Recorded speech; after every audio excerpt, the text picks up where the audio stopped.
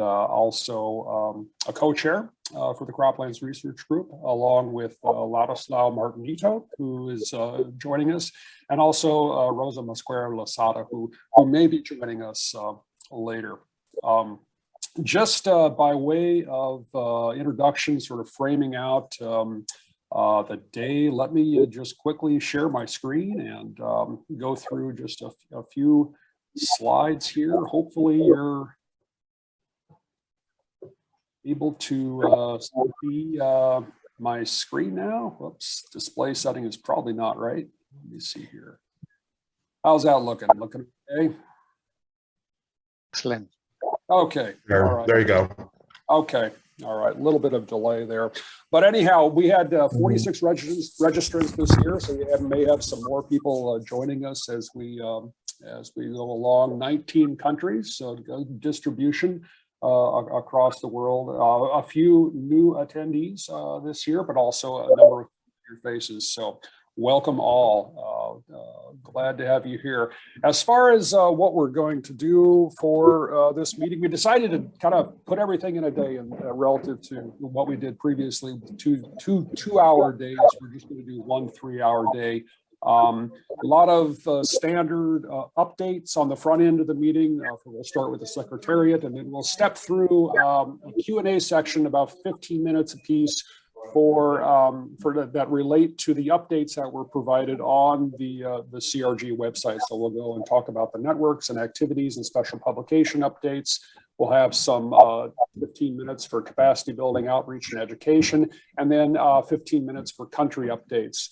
We'll then pivot pretty hard, and Chuck Rice is going to give a short presentation on mitigation co-benefits. Then we'll take a short break. That should be roughly about the halfway point. And then we're gonna move into an exercise where we're gonna discuss mitigation co-benefits organized roughly by the networks that we have established within the Croplands Research Group, minus landscape management. So we just have 5 there. We'll have about 30 minutes to do that, and then we'll have report outs, 5 minutes apiece from each of the groups, and then we'll have some time for discussion. And we'll wrap things up and close the meeting 3 hours later. The timing here, you know how it is with these meetings. You know, we try to put forth a template that we can follow, but recognize that we're flexible. So if we have good, productive discussion within a particular section, we will bend. I'm not going to stand here with a timer and move on and interrupt anything that is going on in terms of a productive discussion. So just a few ground rules, and we've all been doing Zoom so long. This is all pretty standard and understood. But please mute your audio when you're not speaking. We have a chat feature, so if you have questions, just go ahead and place it in there. If there is something you'd like to share, place it in there as well. It's because we're able to save the chat and then have that on record for at the end of the meeting. And then one of us moderating, if we have during the Q&A, we'll take those as they are received. So that's, I'll stop sharing, and hopefully that's all pretty standard stuff. We're having more people admit into the meeting. This is great to see so many great to see so many faces here. So welcome. If there are no questions from that sort of general background, I think we can move forward with the Secretariat update. Deb or Hayden, I'm not sure who was going to do that. I'll make a start on that, and Hayden can help out if we need any extra support there. I'll just put my screen on. Is that sharing in presentation mode for you? Not yet. Not in presentation yet. There, now it's starting to come up. Great, cool. Well, good to see you again, everybody. I'm Deborah Knox, and I'm with the GRA Secretariat. So I'm just going to give you a brief update today of some of the activities that have been happening more widely in the GRA and its networks. So firstly, some of you will have seen this before, but the key thing to note on this snapshot is that the GRA now has 65 member countries. So Cuba is our most recent member country, and they joined in May of 2021. We have 24 partner organisations that we work with, so there are a couple of new partners there, and we're continuing to work through 4 research groups and 17 networks that sit under those groups as the main areas that do the work of the GRA, and a number of other stats down the bottom as well there. I particularly wanted to mention on the Secretariat side of things the fact that we've got a few new people working for us now. So that is both in New Zealand, where the Secretariat is based, and also overseas. So we have a bit more international capacity as well. So we have Veronica helping out in the Secretariat in MPI, working with me. Heather is also helping out on the Secretariat side, and so you might be dealing with her a little bit on the email side of things and with the website. Katja is involved in our Cliff Grads program, so she's administrating that. And then we also have Sagar in West and Central, looking after the West and Central Africa region, particularly on livestock, and he's based in Senegal. I wanted to again raise the fact that we do have country pages on the GRA website where you can put information about the activities you're doing, perhaps some of the country priorities. I encourage you to get in contact with your council representatives if you have something you would like to put on here, or you could also contact the Secretariat as well, and we can help you out and get you in touch with your council rep and make sure we can get some information up on that website. Particularly useful, I think, to have your contact details on the web page, just so people from your country and then also others who are looking to establish networks can get in contact with you. We're going to be making a bit more of an effort this year to actually get a few more country pages up on the GRA website. Just going to bring up now the council meeting from last year before I go on to the council meeting that's coming up for this year. So Australia hosted our 10th council meeting last year in March of 2021.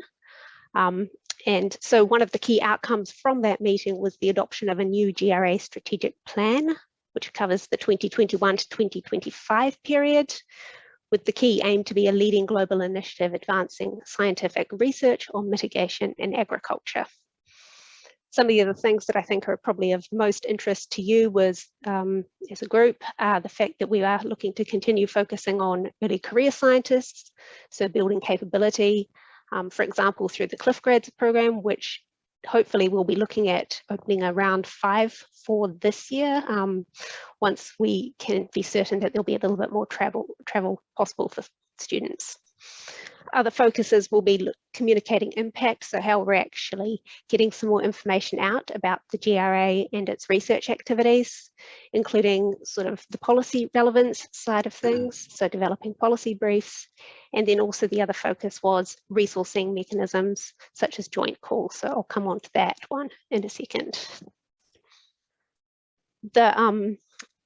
The strategic plan also includes an annual operational plan, so there's a few key areas that we've been focusing on this year under that, particularly identifying new flagship research areas. There were a couple of international activities that were happening, including the Food Systems Summit and of course COP26 last year, so I'll mention that in a second as well. And then also a couple of working groups were developed, one of which was looking at a stocktake of research activities, so just mentioned there to highlight it. The 2022 council meeting is coming up in about a month's time now, so that's going to be taking place 21st to the 23rd of February. Chile will be taking on the role of council chair from Australia, so we're looking forward to welcoming them to that role. Their priority areas will be looking at the integration between research and innovation, and also challenges posed by smallholder production and getting research out to those smallholders.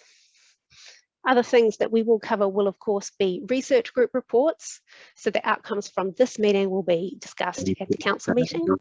We'll also be considering a number of new GRA flagship projects. There will be 2 working groups that will be reporting back, so the innovation working group, and then, as I mentioned earlier, the research stocktake working group.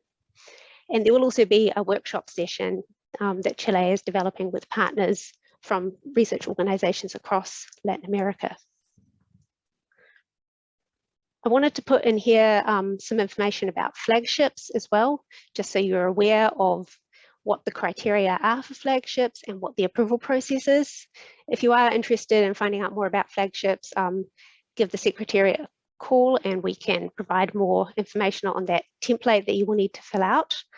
But particularly, I think it's worthwhile noticing that a flagship project is something that has wide GRA membership involvement and opportunities for GRA members to collaborate.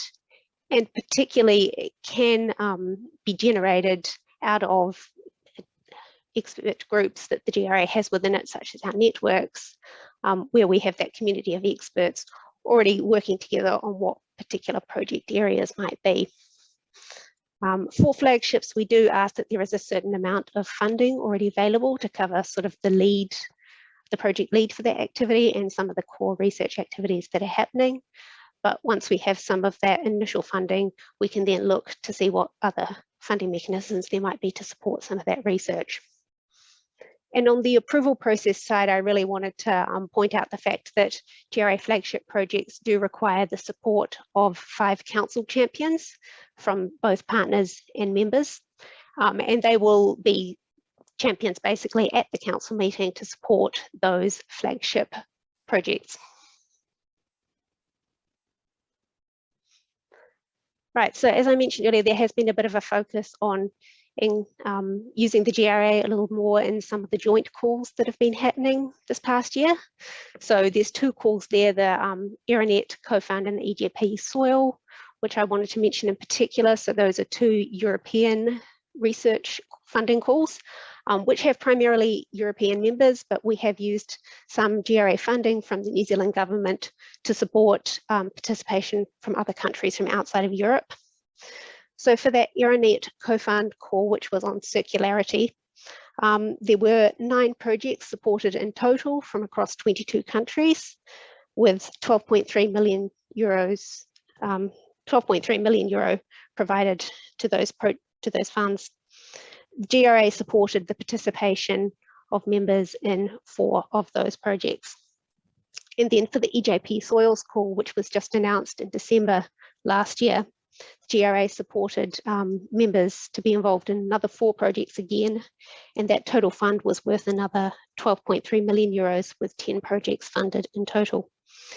That EJP soil call is also planning to hold a second funding call this year, so they're just developing topics for that now, and the GRA is involved in those discussions as well.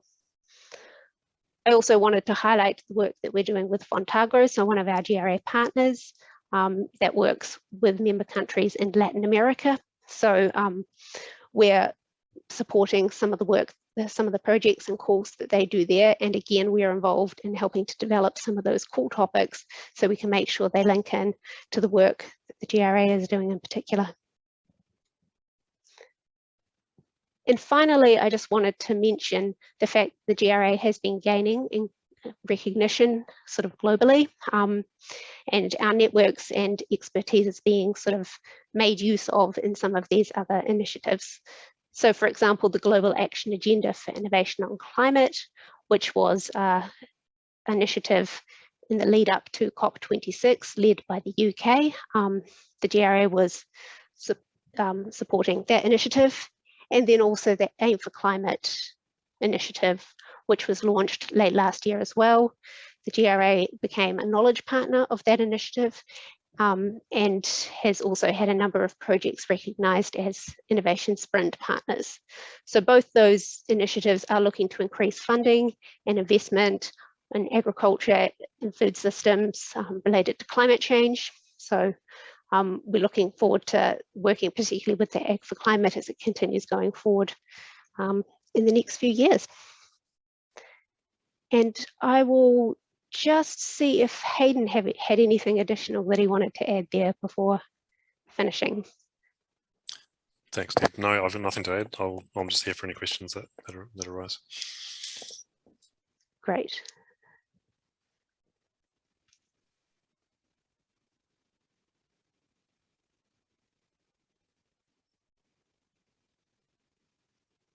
Not seeing any questions, just we'll point out, I'm sure others have noticed that Hayden had put in the link to the strategic plan in the chat box. So thanks, Luke, for asking. So I wasn't sure where it was either. So no, well, thanks, Hayden, for pointing it out to me. I should have known actually, but I'm not at my best navigating websites. So thanks for the link. okay, well, if there are no additional questions for Deb and Hayden, thank you both for the review. That was very good. Nice to see where things are heading. And yes, hopefully things will open up for our Cliff grad students so we can get back out and get them in our labs. Such a great program. So. Yeah. All right, we'll transition next to the question answer period for our network and activity updates. So if you had a chance to review the recordings or look at the slide sets on the GRA the Croplands Research Group portion of the web page for this meeting, you'll know that Craig gave a nice update on the Conservation Agriculture Network. Drew Swan had an update on the Landscape Management Network, and Famudin on the peatlands management. So those for three of our 6 networks, we had updates. And then for the activities, Olivia Olson provided an update on the Croplands literature database. Jagadish recently posted an update on the grant and the activities there. Some very exciting developments there. And then I gave a short review on Magnet. That's the sort of the metadata database that we've been managing now for 10 years. So any questions from the field on any of those updates?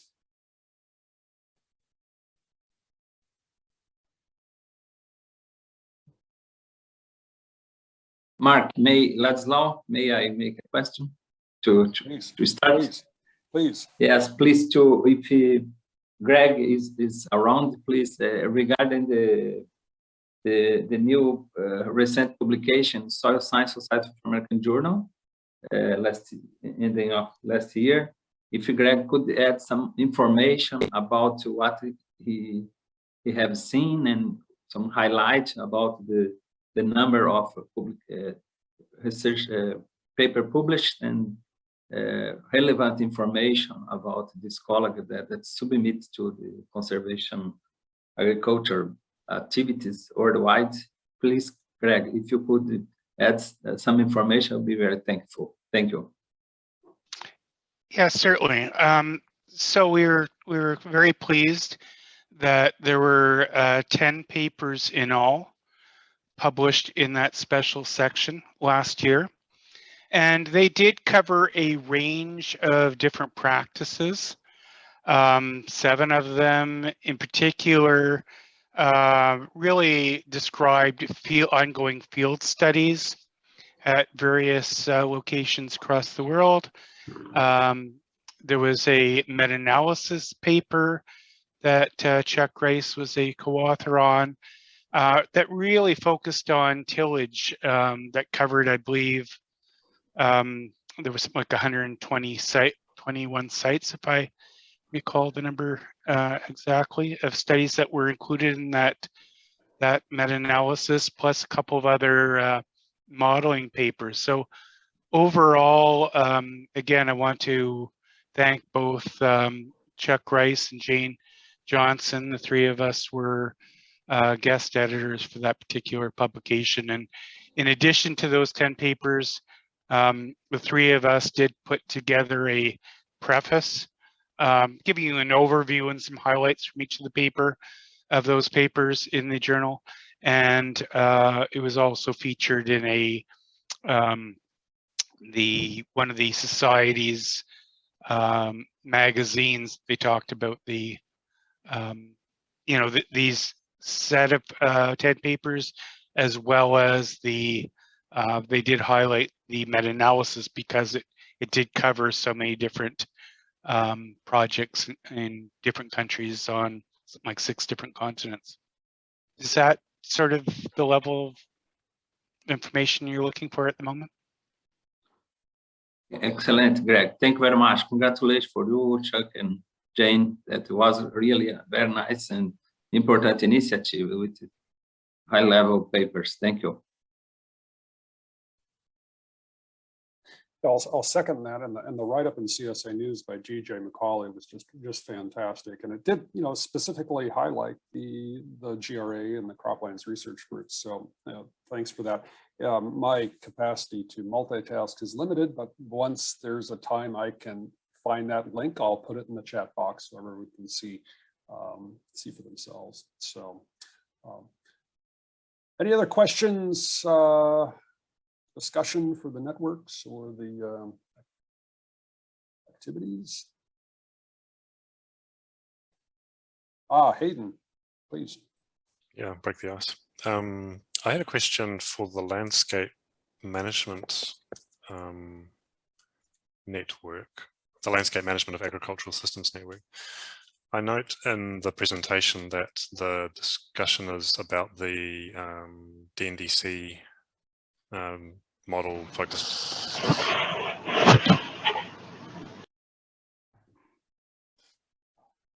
Sorry, can you hear me? Can you hear me okay? Yep. It's focused on the DNDC model, the CMMM DNDC. I just wondered, is there any scope for the network to consider other landscape level models that might be able to be tested alongside the NDC, some sort of intercomparison? Has that been in any of the discussions of that network?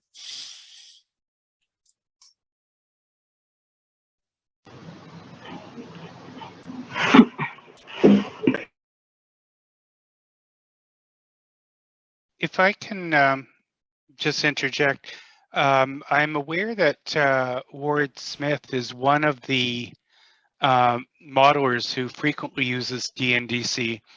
And outside of this sort of forum with the Croplands or the GRA, I do recall him indicating that a number of landscape models were compared. It was sort of a side-by-side comparison of many of different models, and I believe that resulted in at least one publication. I don't have all the details, but I certainly know that Ward would be a good contact for that. And he's located in Canada as well.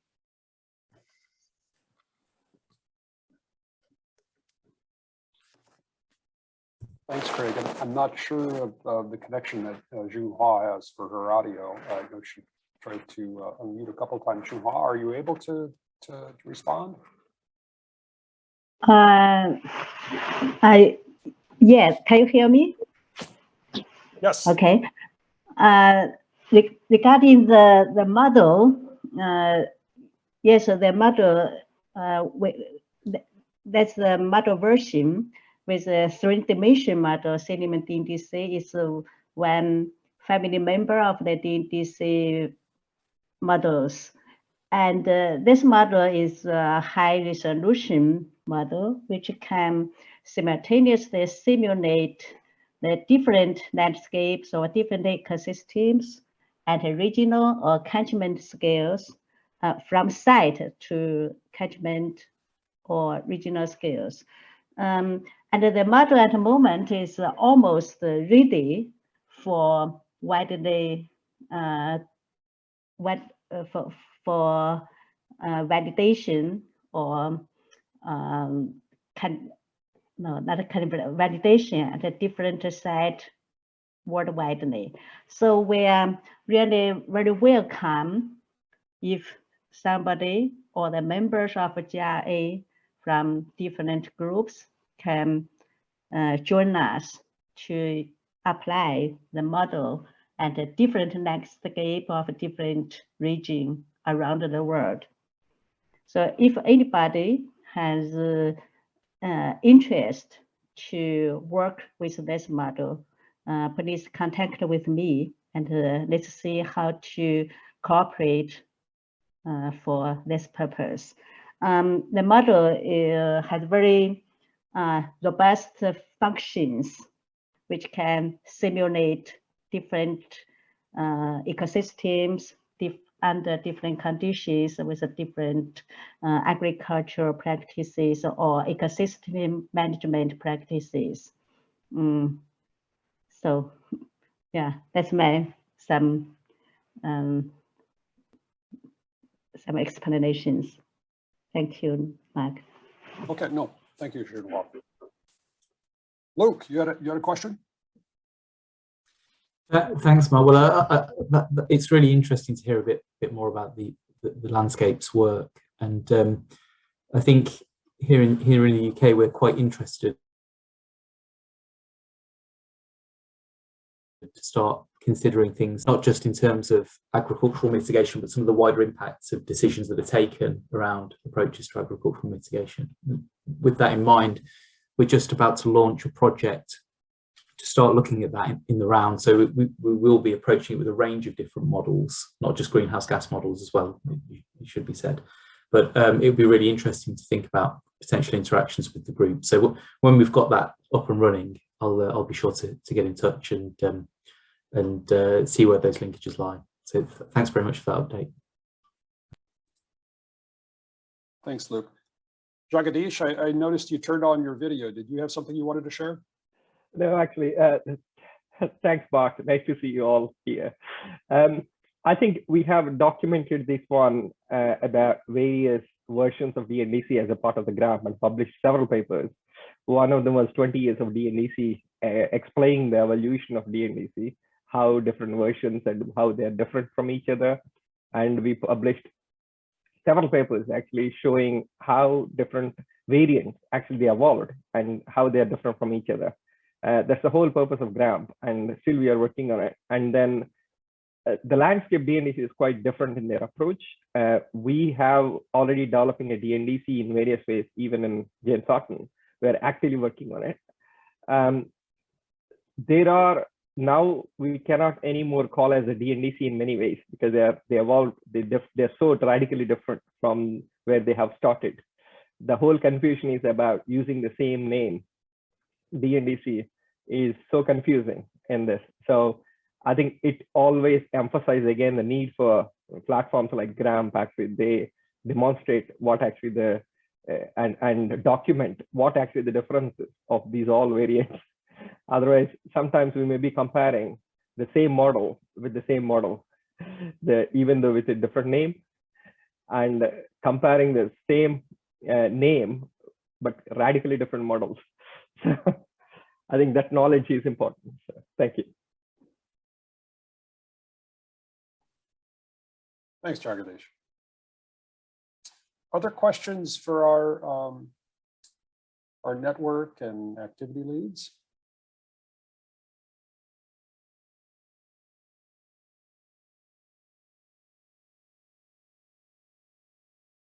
I guess, Jagadish, and just pointing out your update, the Sense project that was recently funded is a very exciting development that cuts across a number of GRA countries. Maybe for the benefit of those who didn't have a chance to look at the updates, do you have like a 60-second stump speech on sort of the scope of that exciting project? Mark, actually, after the GRAMP, actually, I added 3-minute video. Basically, they run through the project. Maybe that's already I have recorded and sent to you. So maybe after that, if people have any questions, I will respond to that. Maybe, yeah. Excellent. Because if I reveal it again, that will be redundant. So that's why I'm just want to save time. Yeah. I agree. I agree. I'm looking at the clock and thinking, well, this would be a good thing to fill, a few minutes, but that's good. So I guess to that point, yeah, there are the activity updates that both Jagadish and Olivia and myself made. Those are available on what's website. So if you didn't have a chance to view those beforehand and want to look at those and contact us later with questions, you're certainly welcome. However, I see a question from Hayden. Hayden. Yeah, just responding to your plea to fill a few minutes. Just to note on the without going into the details of the particular project of Jagadish, just to note the connection to what Deb presented. That is one project of a number of projects that came out of the circularity core that was secretariat of that call was shared by a number of European research area networks activities. And as Deb mentioned, the GRA was able to participate as a funder, not that the GRA has funds, but we moonlighted as a funder for that call. And the funding was provided by one GRA member country, that is New Zealand. And it was to enable the participation of developing country members of the GRA, scientists from those countries to be part of proposals. So if I'm not mistaken, Jagdish's project includes Uruguay, Brazil, and Argentina. No, yes, Argentina. Yeah. And there are other projects with South Africa and various other countries involved. So that was a really positive experience. And as Deb mentioned, we also did the same with the EJP Soils call, and we will be doing the same with the new EJP Soil International call, which is effectively a call on soil organic carbon research. My main point is to member countries, if other countries wish to also contribute funds to support the participation of developing country members in research consortia linked to these sorts of calls, then please contact me. It doesn't have to be much, but any funding is welcome to facilitate much more collaboration. And I noted from the presentation from South Korea, which I guess is the next session or later session, there is, it seems to be ample opportunity from South Korea supporting developing countries through their development assistance program. So I'd also like to explore that in more detail.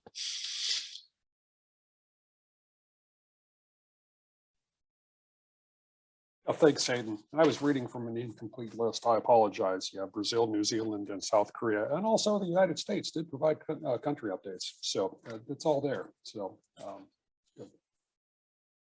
Okay, I'm just taking a scan through the chat, not seeing any additional questions for our network and our activity lead. So we'll transition now to question for our education capability building, education and outreach. And for this, I'll appropriately hand it over to Rosa Masquera Losada, our co-chair from Spain, who very much leads much of our education and outreach activities along with Ayaka Kishimoto Mo. So Rosa, would you like to moderate this session?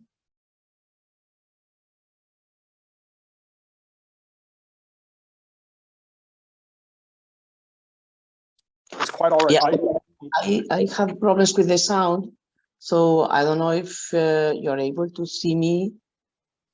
We can hear you. You can hear me. Okay, so I will make with the sound because I'm with the mobile. I don't know what is going on with my computer. The sound just drops down fast. I don't understand what is going on. Okay, yeah, I guess I guess can share this point. I would like to welcome to all of you. I have not spoke previously, and I just want to moderate this particular session. So yeah, in the education part, we have had some activities that were related with the webinars that we presented last year with the different ones that you are able to see in the meetings. There are also another type of initiatives that could have been that can be seen in different countries. Like, for example, Mexico with some agroforestry education system. There is a strong education system evaluation across Europe related with agroecology, thanks to the European Union Agroecology for EU projects in which the USC is participating, that is enlarging to another countries, trying to see the transition on agroecology for the from a European point of view.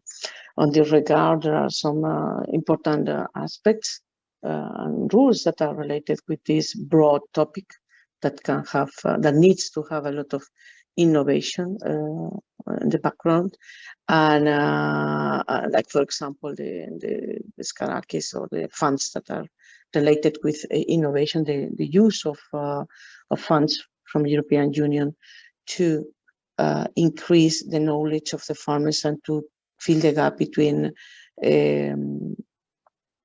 the practice and the mostly the practice, and also the research, which is a key issue through the development of different type of projects. I can just inform you that in this regard of learning, cooperative learning, which is really highly important now in Europe, there has been funded for almost 4,000 EU projects, mostly related with agriculture, but we have also some of them with livestock, and very few, only 5% related with forestry.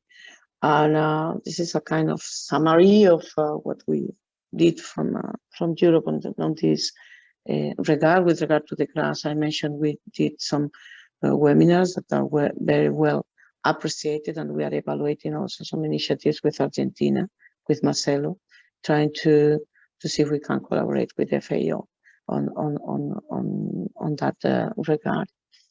So that's more or less what is my summary from this part. I don't know if there is any further question or any addition to what I mentioned, Mark or Ladislao. No, I'd second that the webinars have been a fantastic addition to the education and outreach activities of the group, and I commend you, Rosa, and your team there in Spain for shouldering that, because it's quite popular.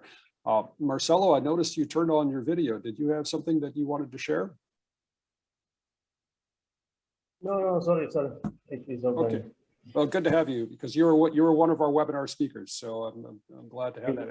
And given the attendance of those webinars and the reach that they have, and they're all recorded and posted, this is a great opportunity for those of us here on the call who are interested, have an emerging, exciting research topic they would like to share. This is a great platform to be able to reach out to an international audience.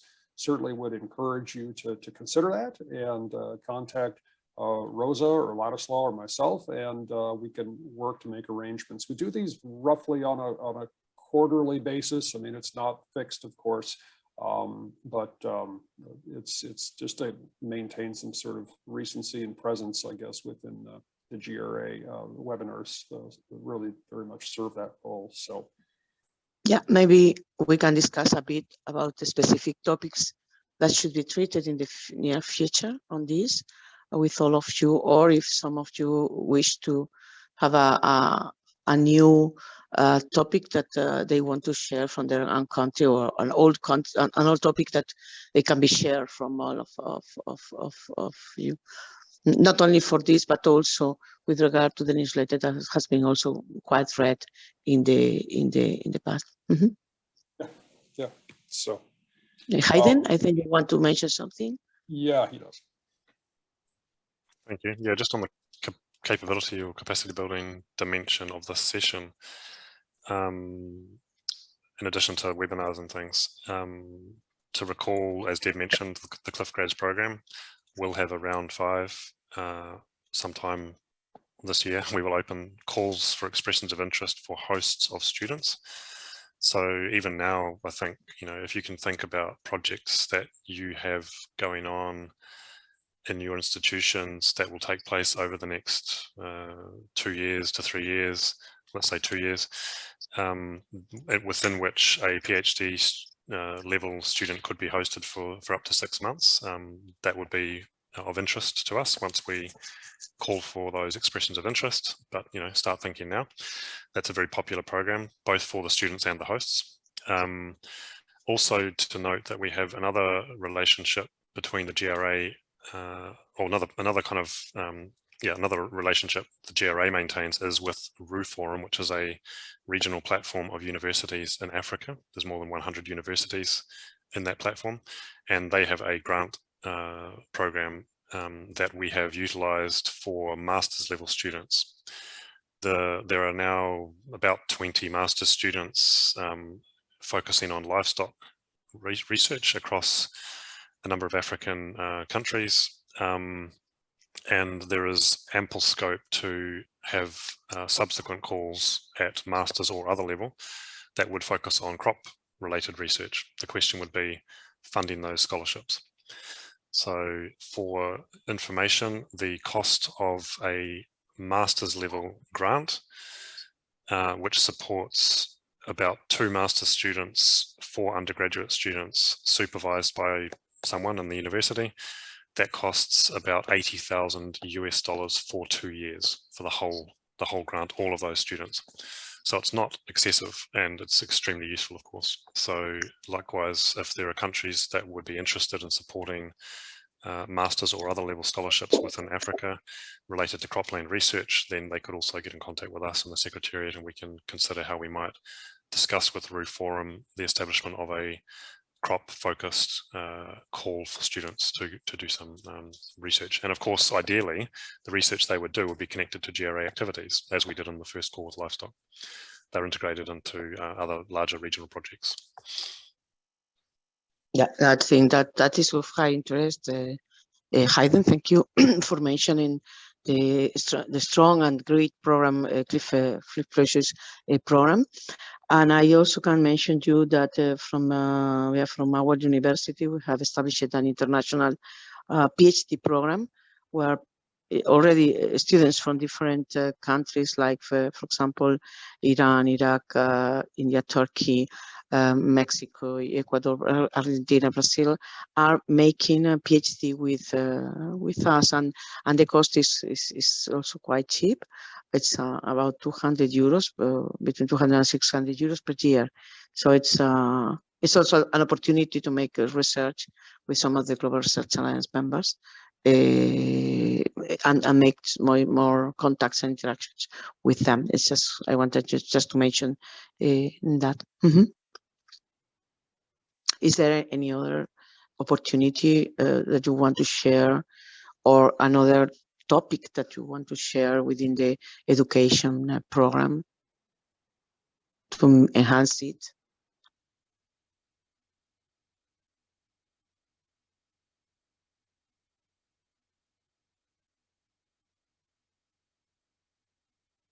No, I don't see any hand. Ladislao, Mark, do you see any hand up? I did not, Rosa. Okay. So we can move forward to the next step. I can give you the floor, Mark. Sure. And actually, I'm gonna turn it over to Ladislao. Ladislao, you're going to facilitate the Q&A on the country updates, right? Okay. Thank you, Mark. Thank you, Rosa. Good morning for everybody. Thank you very much for joining us in this annual meeting. Now the topic is about country updates. Is what you have received, that is in the website of GRA. You had received this year 5 countries report, and from Argentina, Brazil, South Korea, New Zealand, and United States. Last year we had 8 reports. Naturally, you would like to stimulate countries' representatives to submit their report. Even after this meeting, it is very welcome, because it's very important to know what's happened and highlights of activities in different countries, like demonstrate. You have 65 country participants in the GRA, and many of them, including our Cropland research group. What I have seen that is very important from my perspective and vision, that many actions and growing actions in carbon net neutrality aspects, zero emission balance, practically all countries that have submitted a report have initiative, results, and government commitment, and also more recently the private corporation are very engaged in these activities related to carbon neutrality. This is very general. Naturally, you have economic and the environment that is stimulated the question of environment, social and governance. That's something that you hope not to become like a fragile words, but really commitment with activities. And then from my perspective in Brazil, what you have seen that's very positive, that things are really reaching to the base, to the farmers. There are strong engagement, motivation, clarity that is the future need to have a better environment to reduce greenhouse gas emission, to try to reduce the impact of climate change. Naturally, the dry season, flooded sessions, everything is changing worldwide, including in our country. So naturally, this is not the best way to attack this question, but you have seen that the farmer association, cooperative, many private groups are totally engaged in this action and asking for us from this research institution to work together in soil stock carbon survey. You have several colleagues here with me from Brazil that can add information, but in the report of different countries, you have seen also this action was motivated. Naturally, you had the COP26 in Glasgow recently. There was time of the governors to establish new plans, and this is apparently happened, is in line with what I have seen in the report of Croplands research group. So this is general comments and about these activities. You have seen several conservative practices in progress, several new tools also to be used, and this is fair. There are many challenges, but actually what you have seen that is motivation, interest to cooperate and work together. How was mentioned before, some projects like SENSE that's engaged in many different countries, members of GRA. This is naturally is very positive action. Many challenges remain, but I must say from my perspective in working here with GRA for almost 10 years, I believe that you are in good move to go close to where must stimulate people to adopt more conservative practice and to try to reduce climate change effects in the environment. So I am now we're open to question, comment regarding the country updates, please. Totally free for you.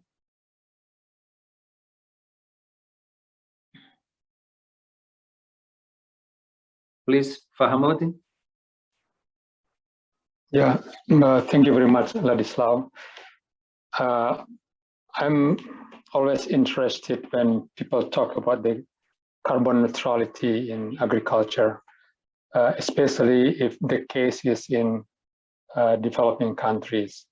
So although I do not limit myself to the answer of the developing countries, but I'm most interested in developing countries, example, like Argentina and Brazil, on what would be the simple example of the carbon neutrality system, because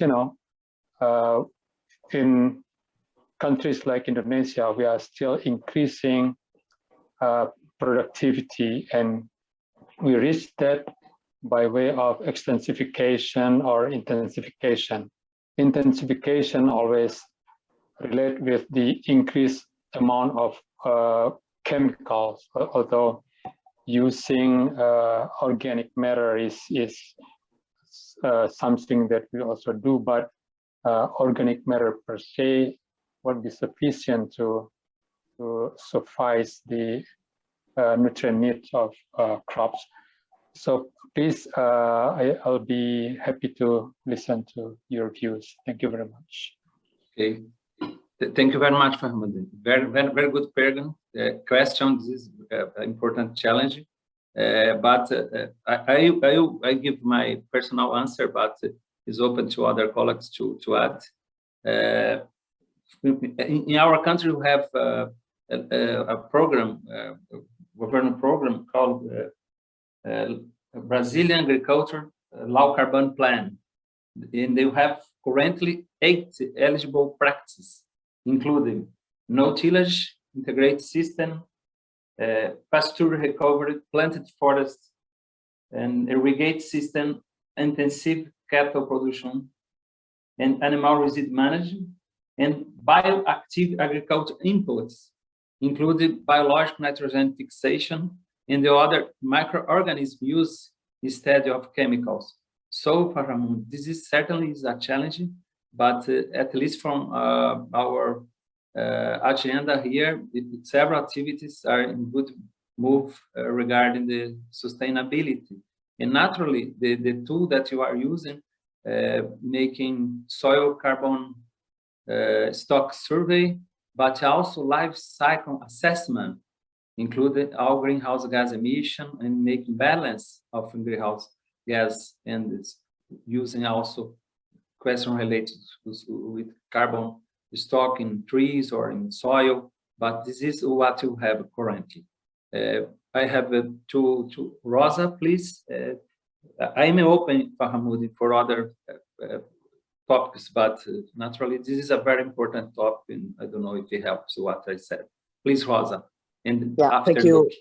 Yeah, thank you very much. I just first of all like to apologize because the Spanish group is not. I mean, the Spanish summary is not there.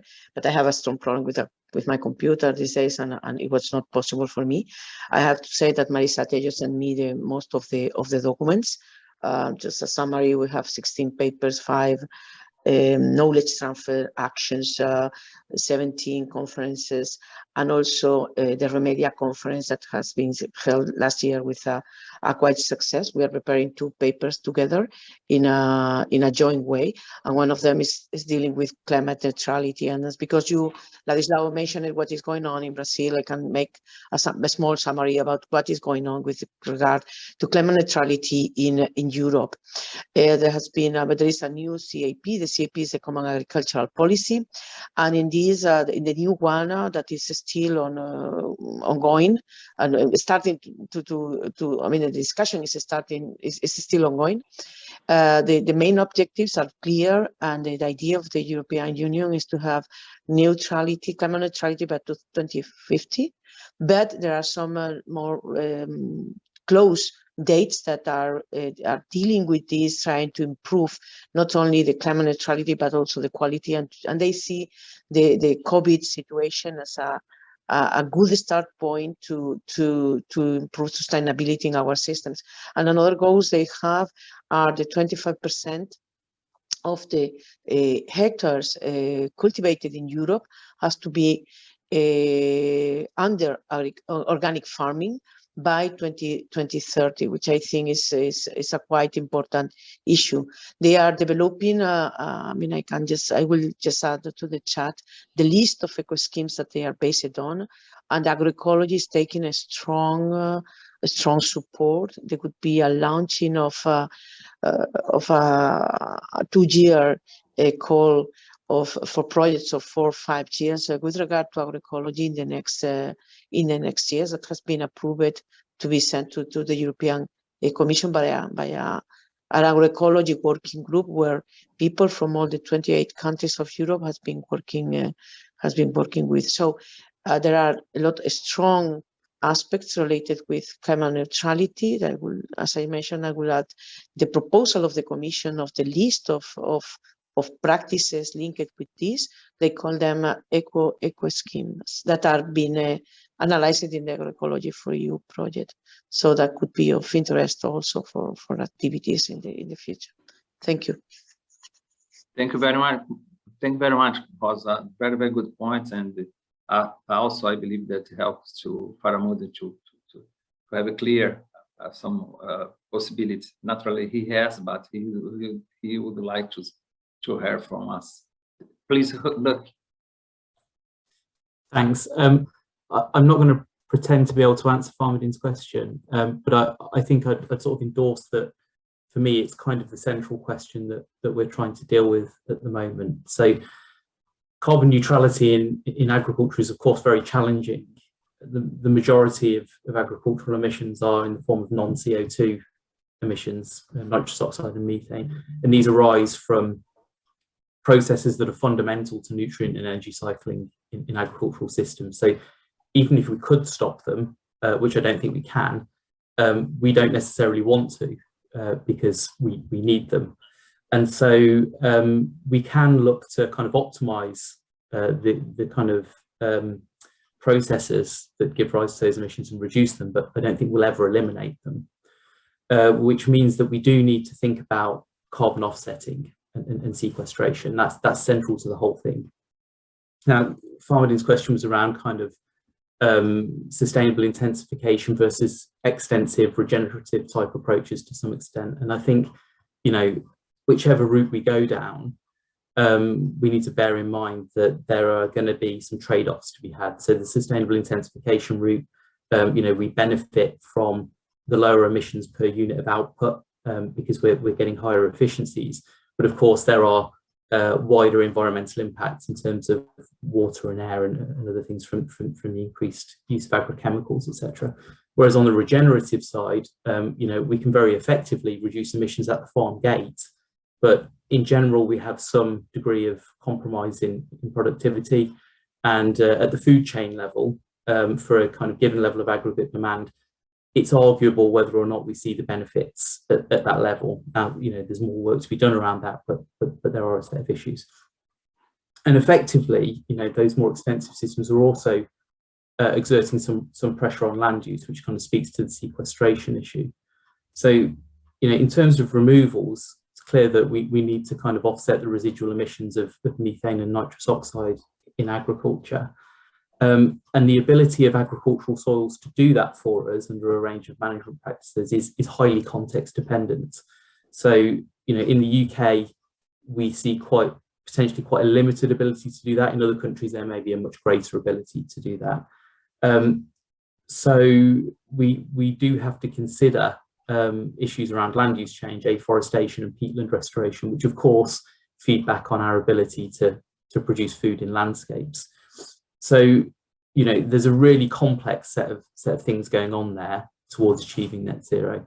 And I think, you know, in the coming months and years, these are the issues that the UK is trying to better understand and to think about, well, actually, what do our effective pathways to net zero look like?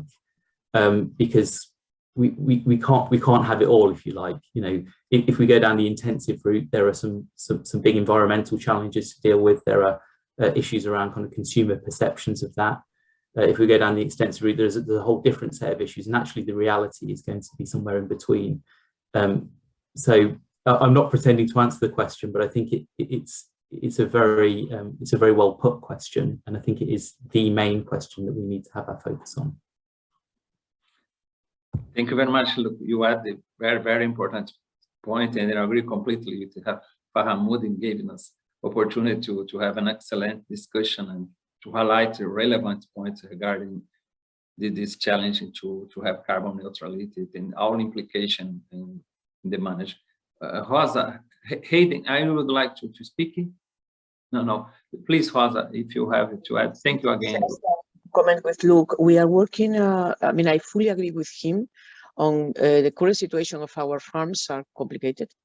Just taking into account them from a holistic approach, considering both the livestock, the grassland systems, and also the cropland systems.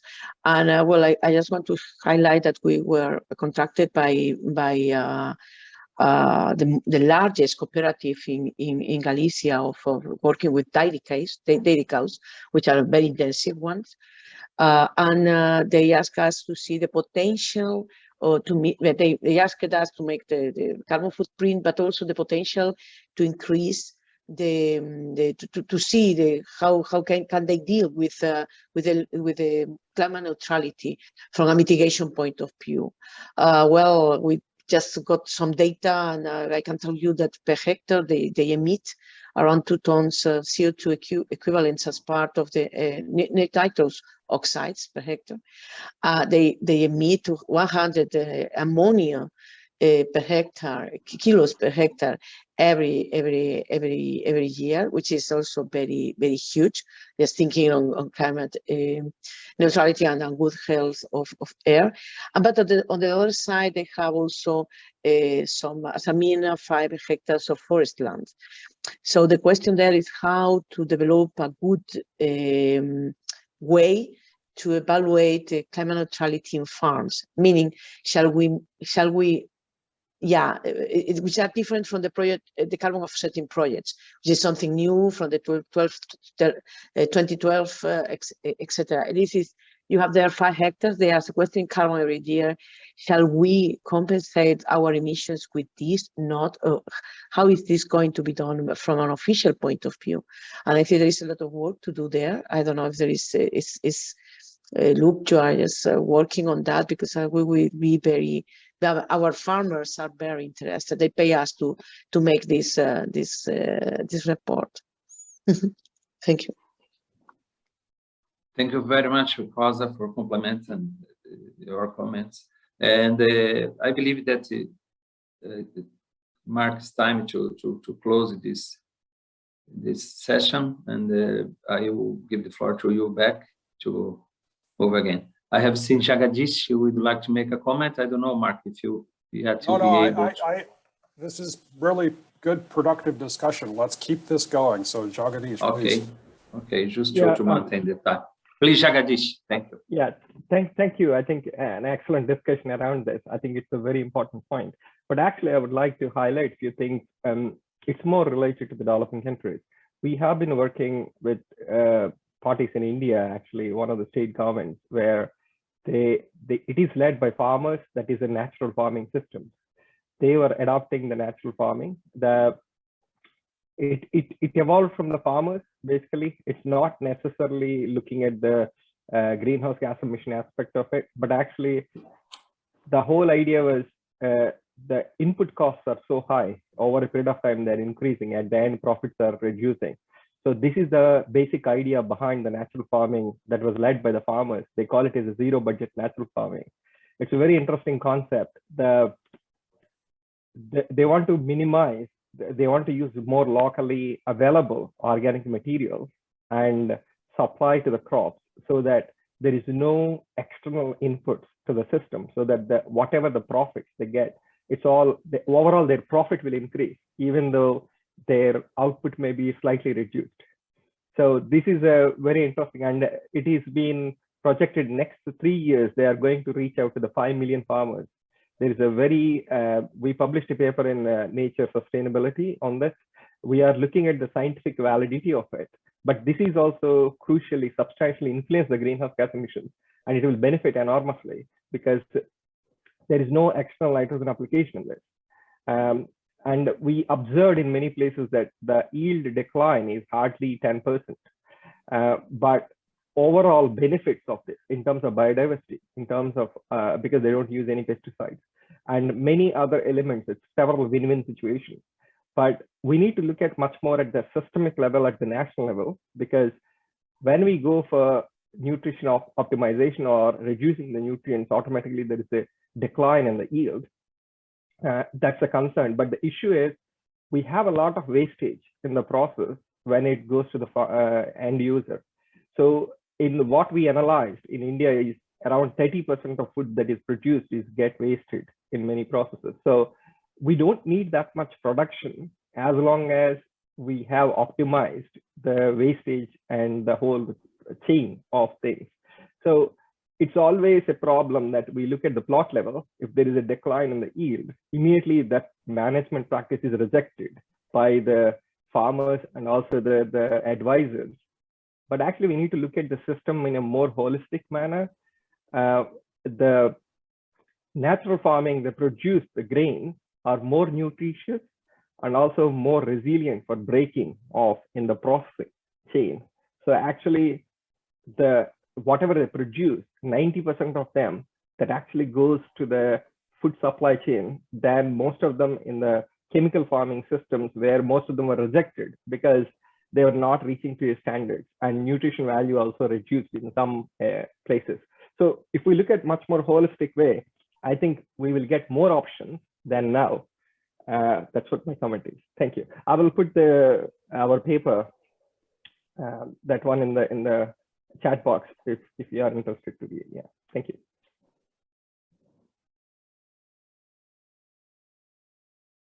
Excellent, Jagadish. Thank you much for your comments. Also adding to this excellent discussion that you have. Thank you very much for your comments and point out other topics that really are very important. Well, I am not seeing any other demand to question or comments. So Mark, please, you conclude. Thank you very much for good participation of you. Thank you. Thank you, Ladislav, for moderating it. It was a great discussion from what I could catch. I bet my internet dropped in the middle of it, but this is great to see. And maybe we should, this could be an action item that come from this activity. We've been kind of talking about this topic generally, I think, going all the way back to the 2019 meeting. Maybe this is the time to kind of pull together, form a small team, and move forward on a forum type of paper on this particular issue of carbon neutrality and all of the challenges that are associated with it. So, okay, speaking of sort of climate and mitigation strategies, we're going to pivot a little bit and talk a bit about co-benefits. Going to have a focus because this is something that is sort of a new and novel part of the strategic plan for the GRA going forward. And to kind of kick us off in this direction, I've asked Chuck Rice, who's been a part of this group really right from the beginning, to give a short, brief talk about mitigation co-benefits. So Chuck, I'll turn it over to you. All right, thanks, Mark. I appreciate it. Good morning or afternoon for everyone, and I'm trying to share my screen here. Okay, you should see the slides, right? Looking good, Chuck. Yep. Okay. All right. Well, Mark asked me to have a short presentation on some of the co-benefits of agriculture mitigation of greenhouse gases. And I might just add on the previous discussion, I'm working with a group in the US to produce a research agenda for a carbon negative agriculture. And our hope is that there'll be a report to U.S. Farmers and Ranchers Alliance in the U.S., but we hope to get it published in some form or fashion into something that precedes National Academy of Sciences or Science or Nature. So that's forthcoming, probably hopefully the first half of this year. We've got the drafts almost done here. So just FYI. All right, so I've been asked to talk about the co-benefits of mitigation, and it's something I've been working on and very interested in. And let's see if I there we go. And so I guess I'll start with this particular slide. And this is what I've been calling, whether it's soil quality or soil health. Ladislav, I can send you the slide deck. But this is what I call my holy trinity of soil health or soil quality. And the three aspects, I'm a microbiologist, so I'm probably biased, but carbon is really the key, and organic matter. And why I call this the Holy Trinity is this three-legged stool is that carbon's the food for microbes. So microbial activity and composition are extremely important. And then they both interact and affect soil structure. And it's this three-way interaction that's absolutely key for many of the co-benefits I'm going to mention here. And if you have those three aspects, good soil structure, organic matter, and then that means you're going to have the ability to infiltrate water during those intense rainstorm events as a result of more extreme events. That's going to limit erosion and flooding downstream, but also means then when you have less water or drought periods between those intense rainstorm events, then that water is in the soil and not running off and able to sustain that plant or that crop in between those events. Of course, organic matter provides nutrients for the plant, and all these three things interact to provide some, I'll explain this a little bit later, sustainability and resilience, and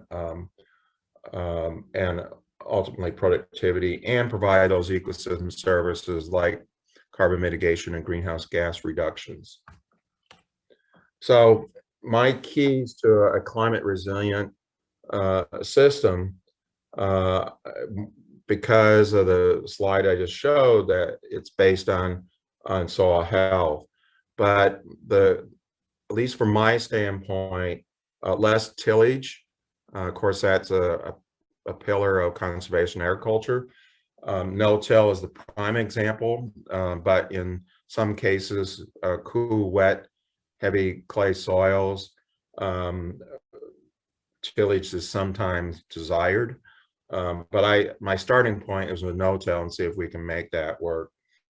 And then how can we intensify those systems? And intensification really doesn't mean necessarily more inputs.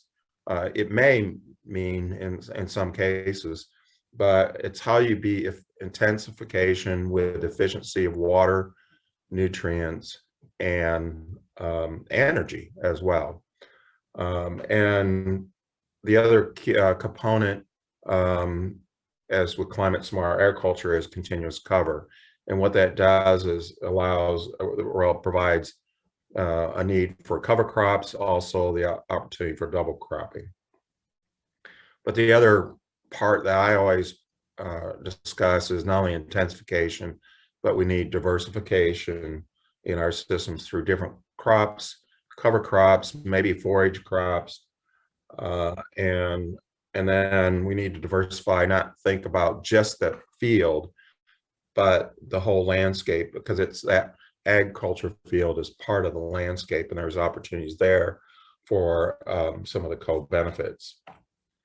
So like I said earlier, my starting point is with less tillage, no-till being the ultimate example. And there's lots of reasons.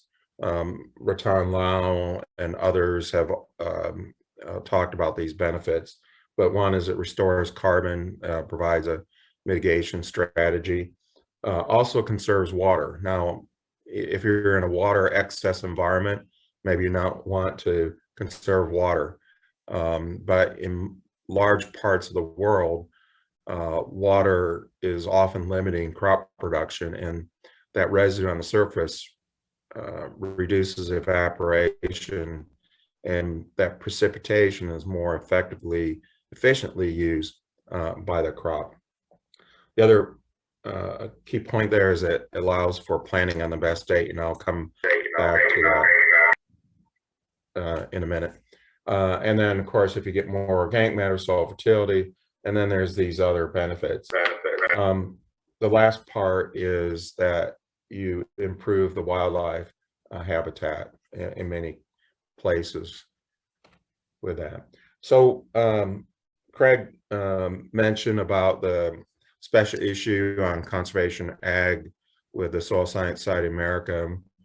And so one of the papers that was in that issue was the meta-analysis that we did on no-till systems around the world.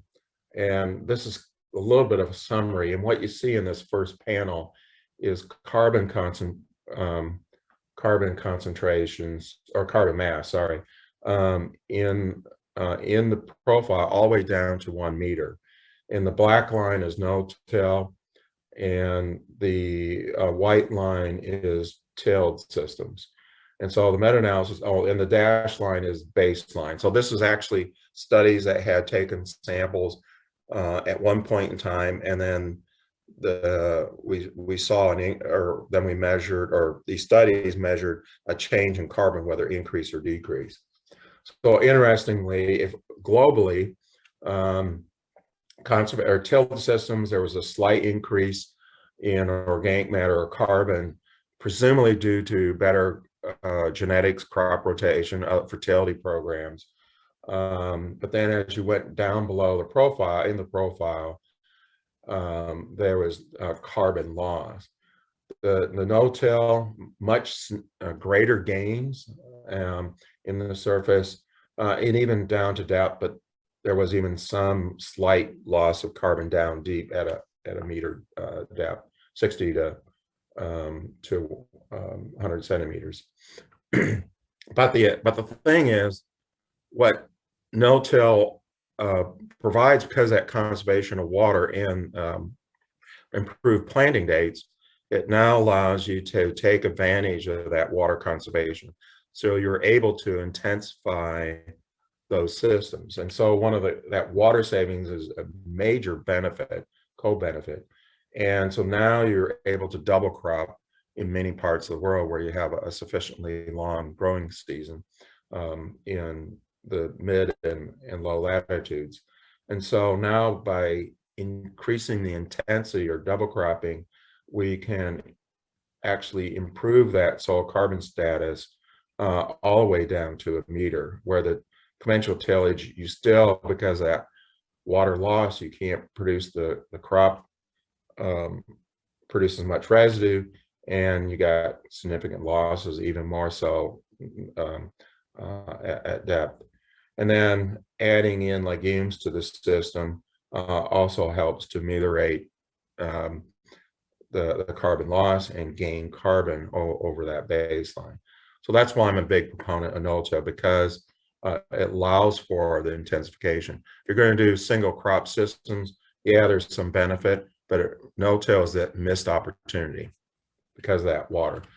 The other thing that what a lot of studies have done, and this is just illustrating some of the benefits, is that we see a benefit in water stable aggregate, so greater macro aggregation formation, aggregate formation.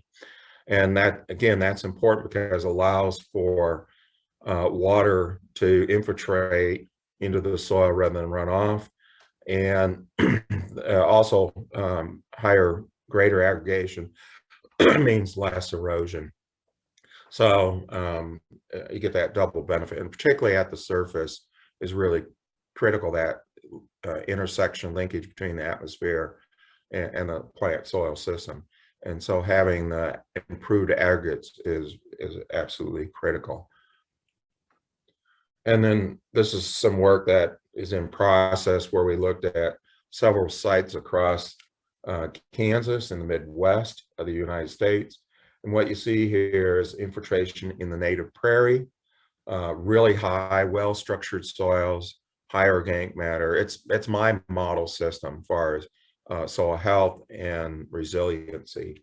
But then this is with conventional agriculture, and now in fields where they've started implementing conservation agriculture enhanced with cover crops, and that we're starting to see increases in infiltration, again, as a result of that improved aggregation and porosity. All right, so because of that water savings and tillage operations, this is my model system, and actually I borrowed it from colleagues in Brazil, how you might intensify and diversify these cropping systems. And so this is just an example where you have winter wheat, and then a forage crop could be for grazing livestock, or a cover crop after that wheat, or in this case also double crop soybeans or sorghum you could put in here. Again, you're getting 2 crops a year, and then coming back to another cover crop, forage or wheat in that system, and then again with another grain crop of forage systems, and then ending in this case with maize or sorghum, but you could put forage in there. And then the cover crop mix is really important. I've also often wanted to have designer cover crops to have. If we put some investment in cover crops like we do, or our major grain crops, I want a cover crop. Maybe I want nitrogen fixation, so I want a legume in that rotation, supply nitrogen for that subsequent crop. Maybe I want tuber, tillage radish, or turnips, or some other tuberous crop to help provide biopores. So you let the biology provide the tillage rather than implementing it with a steel mechanized plow. But the other thing that's really, really key, I know this is a canned photograph, but I've talked to farmers in the US, in South America, Brazil, and Paraguay, in Argentina. The key component is that you don't have that tillage operation, and now you can plant right behind the harvesting of this crop, and they're planting right behind this. And so now you have cover, and you don't have to wait for tillage and probably 2 tillage passes and then plant. You can now save 4 to 10 days and allow a second crop to grow after that first one in the climates, the latitudes where that allows that. But again, that water savings and timeliness is extremely important. So this is some work in southern Brazil, long-term experiment. This is crop residue, but yields are the same thing. The point I wanted to make here is that this is with tillage and then no-till, and you get more residue, higher yields when you intensify the system, and you gain that benefit when you do the no-till because of that water saving. So we get about a 10% increase or more increase in yield when you intensify that. And it's really that intensification, adding those cover crops, those mixes into that system that really puts carbon into the soil, improves organic matter and the water savings. So just to quickly finish up, the cover crops are important because it adds diversity in the system. It helps with pest management. Those roots are extremely important, and efficiency, depending on the cover crop, it can capture excess nutrients and retain them into the soil system. Rotations, again, adding that diversity is really, really important. Again, allowing for nutrient management. We can do things with fertilizers or biological sources of nutrients to increase efficiency and reduce greenhouse gases. My experience with that residue, that it's sometimes easier with weed management. Of course, that weeds are taking up water, so water again is the important thing. And I didn't have time, but the integration of livestock and forestry in those systems. I've worked in parts of Brazil where we had integrated crop livestock systems, and not only get the rotation benefits, but for the animal livestock and that forestry component, you provide shading in those high temperature areas, latitudes, that help with cattle production. And so you get this, the benefit of the roots and the wood material as far as mitigating, but then you get that shading benefit. And Ladislaw, you know that as well. And then there's potentially less chemical inputs. But I guess, we have the landscape management, and we need to think about not only that field, but the whole landscape. And what can we do on the edge of those fields? We can help reduce runoff, nutrient loss from those fields. But also that mix is really important, because now we can think about pollinator habitats, wildlife habitats that are associated with those fields that provide benefits. So in summary, I focused a lot. Of course, we know the carbon benefits, but the water efficiency is really, really critical, particularly in those areas where water is limiting, and that's probably many places around the world. Of course, then there's less runoff. That means less flooding downstream, but we're retaining that water. And again, that water savings allows for intensification and diversification. The organic matter is key because the carbon, we get the other benefits of nitrogen, phosphorus, potassium, other micronutrients. And some of our work shows that we can actually have similar or reduction in N12 because of that better soil structure. Again, the integration of livestock and potentially forestry in those systems. But those are great for the soils, but the farmer is also thinking about economic sustainability. And because you have those water savings and nutrient availability, there's less yield variability. You have that water that's going to sustain that crop during the dry period. And so there's less variability in yield. And of course, that means less economic risks to the farmer. And that's something that we don't see in our individual plot work, but at whole farm level in multiple years, that less yield variability and economic risk is important. Of course, then the landscape management, pollinator habitat is important. So with that, that's my introduction and summary. Thanks, Chuck. Appreciate that. Any quick questions for Chuck?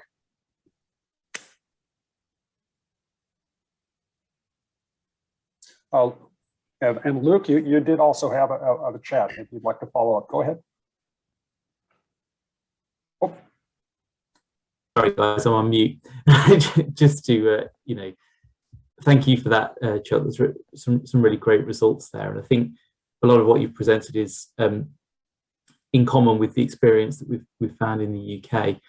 I sort of wanted to highlight that some of these kind of co-benefits are a bit context or climate dependent. So in the UK with min-till systems, what we tend to find is, as you say, we have that restructuring of carbon in the profile, and so it's great from a resilience point of view.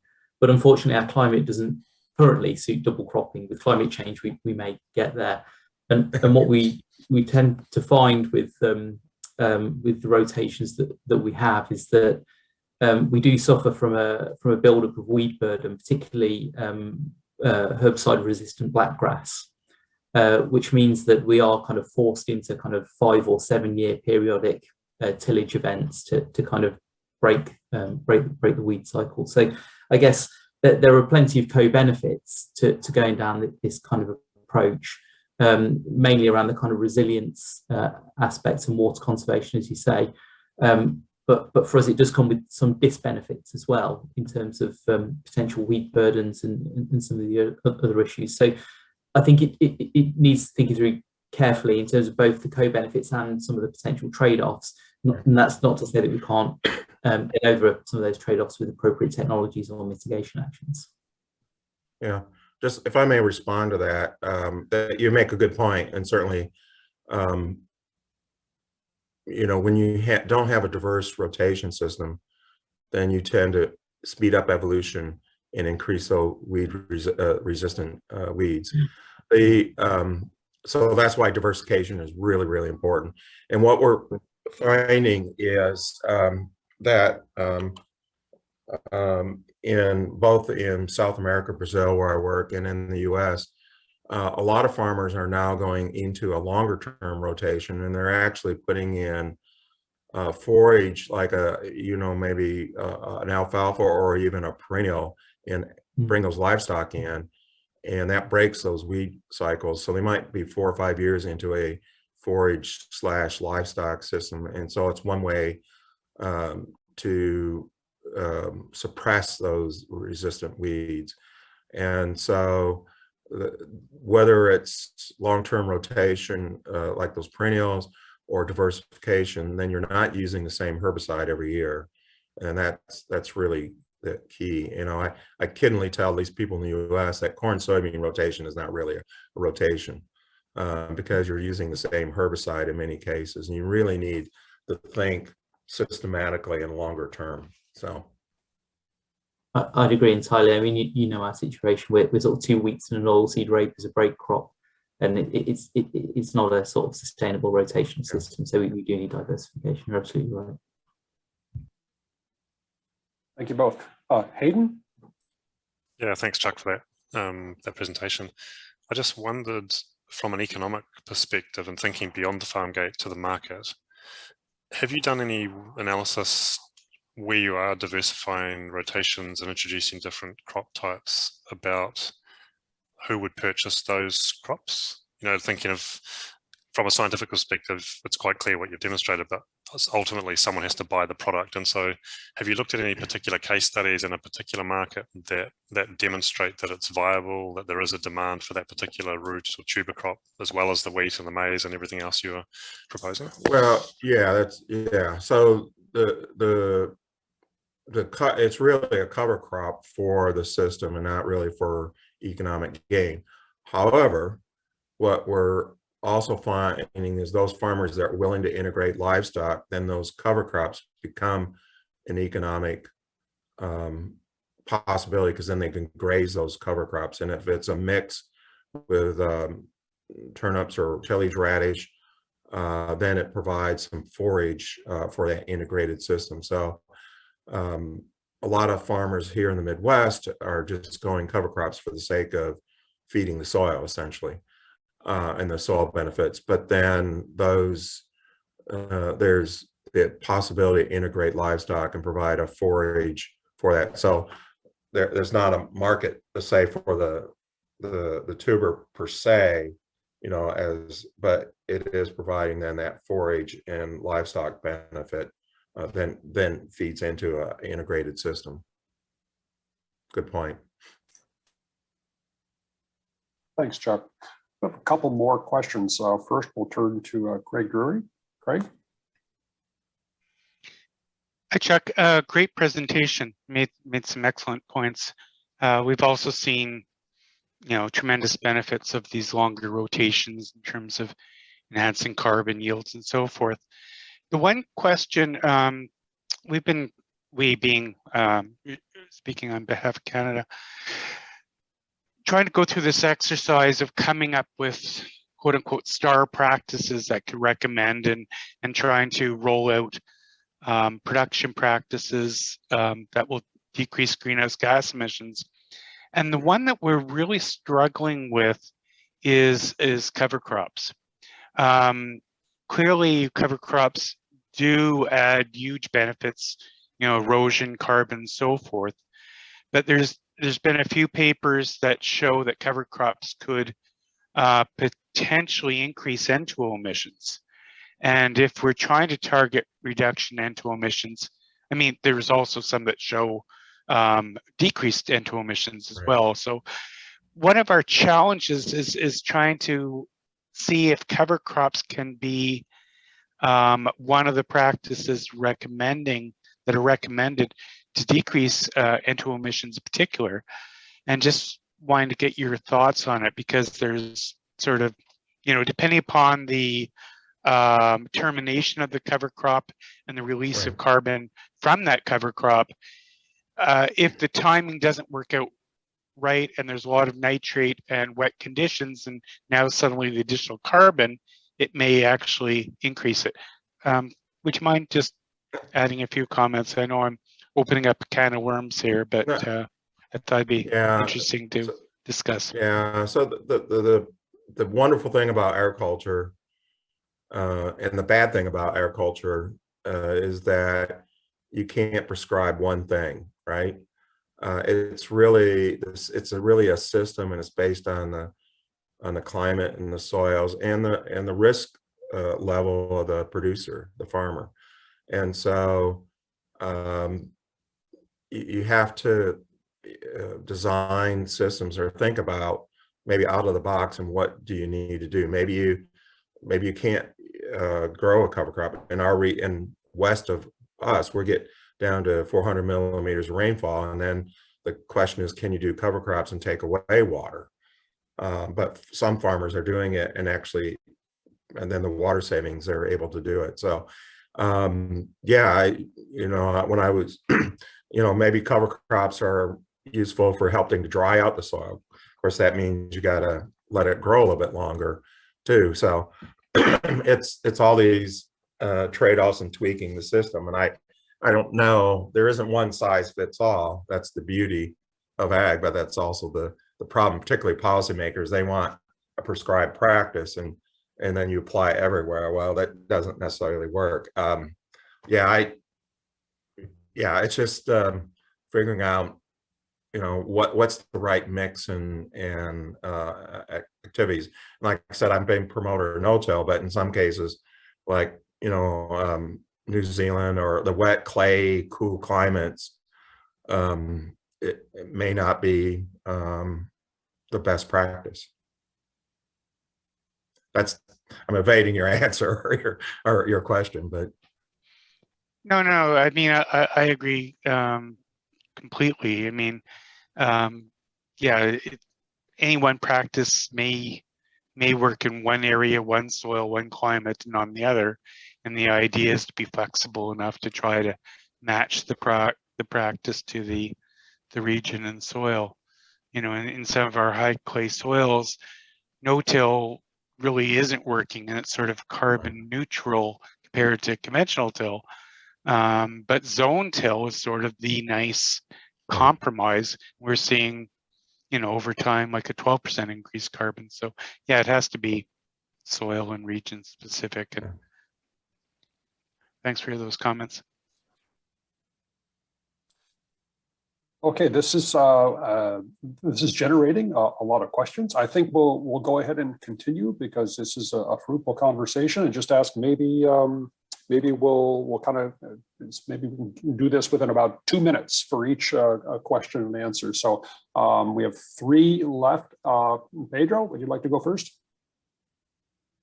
Thank you, Mark. I thank you very much, Chuck, for your presentation. Very good. My question is very a short one related to resilience and compared to adaptation, because in farming, what normally is done is we have practices that, like cover crop, mulching management. In that case, and it helps a lot in adaptation to drought or summer dry spells that we commonly see here in Brazil, and resilience is more inherent to the components of the soil plant system, so to say. And I wonder if resilience is more passive and adaptation is active, so to say. I'd like to bring some reflections on this. I hope it's not too academic. Thank you. Yeah, good question. I'll have to think about it. I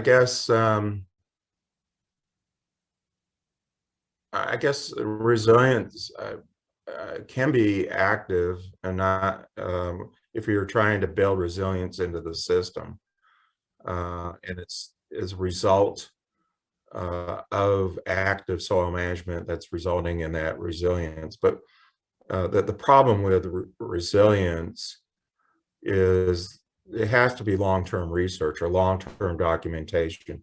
1, 2, 3 year research studies are not going to capture that resilience.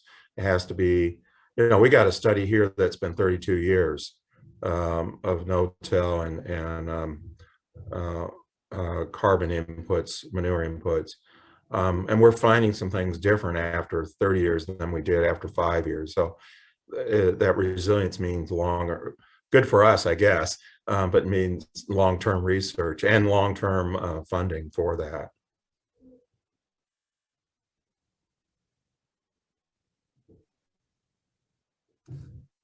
Thanks, Chuck. Thanks, Pedro. Rosa, you have a quick question?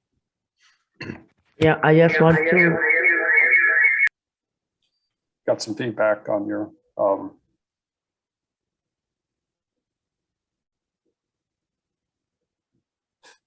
Rosa, now we can't hear you. So you're muted. Can you hear me? There you okay. go. Muted the one that is not, because I'm with two devices. I just want to mention quickly that most of these results are already generally known. They had to be specifically demonstrated, but within the paradigm of changing of, to reinforce activities from the farmers, just by paying them to perform some activities in general without any kind of results. That is a difficult thing to be proposed to the policymakers and to see how they can be accounted. So my question is more related with how can we make the payments to farmers within the concept of the results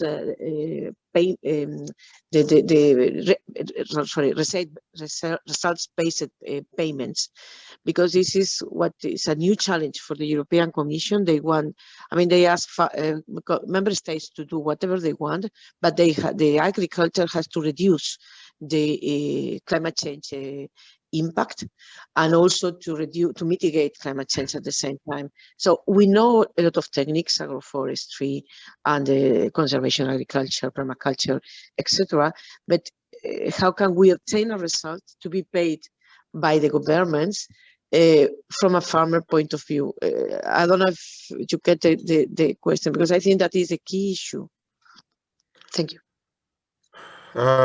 Yeah, that gets into the mix of policy. I guess in some cases, the farmers that I've been working in the US and primarily in South America, Brazil, they're seeing those benefits without any particular government payments per se. And so they're doing it in spite of the government because they see some of those other those benefits. Now but there are programs that support in the US, cover crop, purchasing of cover crops and that. And then there's these private markets that are developing too that would help incentivize ecosystem services, but that's still emerging and still in its infancy. I guess what we need to do is we need to quantify the economic benefits of these co-benefits. We talk about, the water savings, but for policymakers, what does that mean in dollars? What does it mean in a reduction in flooding downstream to urban areas? What's the, the economic dollar put a price, value of the pollinators? And then putting all that into packages to sell to the policymakers is really critical. And we don't, there's a few studies, but I don't think we do a very good job of monetizing it. And unfortunately it has to be monetized, but at least for policymakers. But that's probably where we have the biggest gap is we know these benefits, but how do we put a monetary value a benefit on some of those things? And then there's the social barriers too. It could be policies that would inhibit some of these practices too. Thank you. Okay, and then Lars, I know you had your hand up. Would you like to comment? Well, my comment was to Craig's comment regarding cover crops and nitrous oxide emission risk, and I think it really is a serious issue. And one of the solutions could be, of course, to remove the cover crop, to harvest it and maybe put it into a biogas plant or something like that. So if you have a great risk, you have wet conditions and so on, the solution might be to simply harvest it and then return some of the nutrients after having put it into the biogas plant. Yeah, good point. That could be it could be a livestock feed or a biofuel crop. Yeah, good point.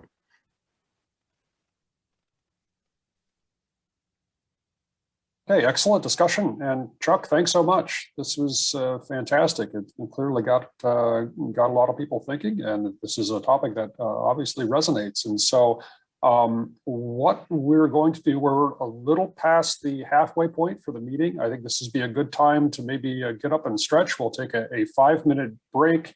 And we'll start here. Let's make it a little bit longer. Let's start at about 5 minutes to the hour. All right, and we'll resume. I've got a short little presentation to give prior to our exercise, and then we'll kind of adjust the time for that accordingly as we go through the rest of the meeting. So a little bit of a break time. Okay, we'll start at 5 minutes till.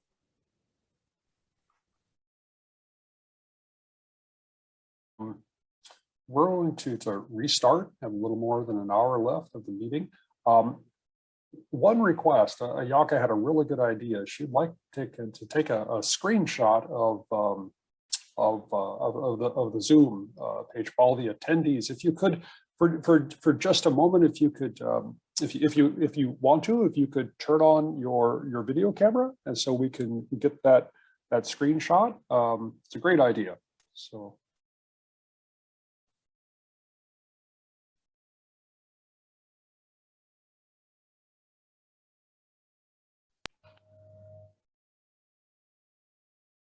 There. So I see, let's wait a moment.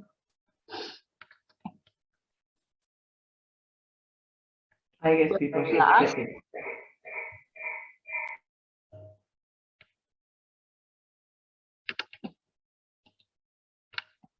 I guess people is still having some relaxed time. Okay, I think we have 32 people here, so I may ask you, I don't know how you look like, so please smile as much as you can. Okay, 1, 2, 3.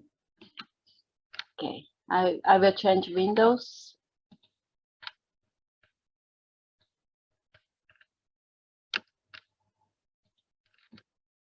Another one. Smile, 1, 2, 3. Okay, thank you very much.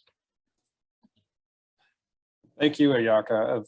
For those of you who may not be aware, Ayaka manages the Facebook page, the social media account for the Croplands Research Group. So these sorts of things are important to have, and also, you know, important part of, I guess, capturing the meeting and how we all got through this crazy time together.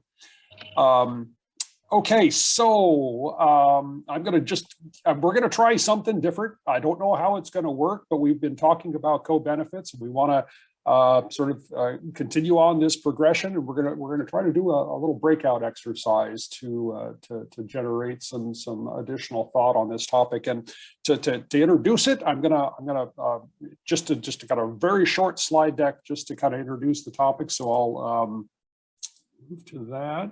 And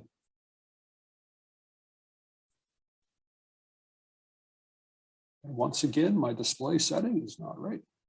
That hopefully looks like a PowerPoint presentation in presenter mode. So yeah, okay, thanks, Chuck. Appreciate you confirming. Okay, so Chuck already talked about this, about what mitigation co-benefits are, things that arise from mitigation practices. And the important thing is that they can possibly serve as an additional motives for adoption of certain practices, and so they're important to understand. Now, why this topic? It seems like maybe this is sort of the dilution of what we've been focusing on all these years, focused on mitigation. Now we're talking about co-benefits. Well, if you look at the strategic plan, there's a little bit of a broadening to consider co-benefits as being an important thing for us to look at from a research standpoint. And so that really, you know, when Hayden provided this presentation, I think on this topic back in November, it made me think that, well, maybe we can spend some time during our annual meeting to talk about it a bit. And so what we propose to do is to again, you know, have some discussion on this topic, but we're do it so that we can kind of leverage our current framework that we have developed within the Croplands Research Group. So we have 6 networks, which that's where the research activities lie. We're going to have 5 of those 6 groups included for this exercise. the agroforestry, the conservation agriculture, the integrated crop livestock systems, nutrient management, and peatland management. And so we'll have 5 breakout groups. The idea is that within that group, individuals in that group would identify a greenhouse gas mitigation practice, and then assign confidence ratings to those co-benefits based on just, this is, we don't have all our literature right next to us, but give us an idea of whether what sort of, I guess, the strength that is associated with that particular benefit, and also provide opportunities to add some comments as to what might be a potentially researchable idea. Templates like this have been sent out to those members who pre-assigned, who selected their breakout group, and so you can see here it's a very simple Excel spreadsheet where you can describe the mitigation practice here up in this box, and then you can list a series of co-benefits associated with that particular practice. Chuck did an excellent job really tying together a lot of the biophysical co-benefits that are associated with mitigation practices, but there's also economic and maybe even some sort of human dimension co-benefits that we want to consider as well. We do want to be as inclusive as possible. Okay.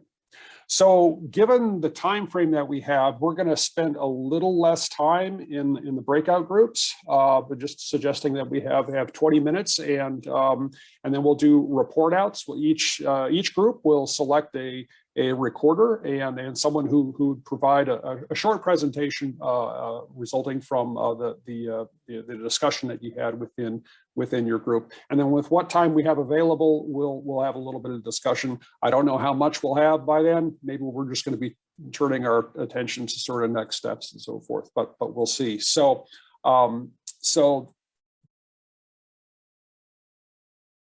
we kind of compressed that perhaps a bit more than we had planned. Hopefully you were able to capture a few ideas on mitigation practices and associated co-benefits. I know that within the nutrient group, we got going and got some depth on one, but went ahead and filled out some additional mitigation practices without co-benefits just for future reference, and we can always fill in the chart later. So we want to give the groups an opportunity to share what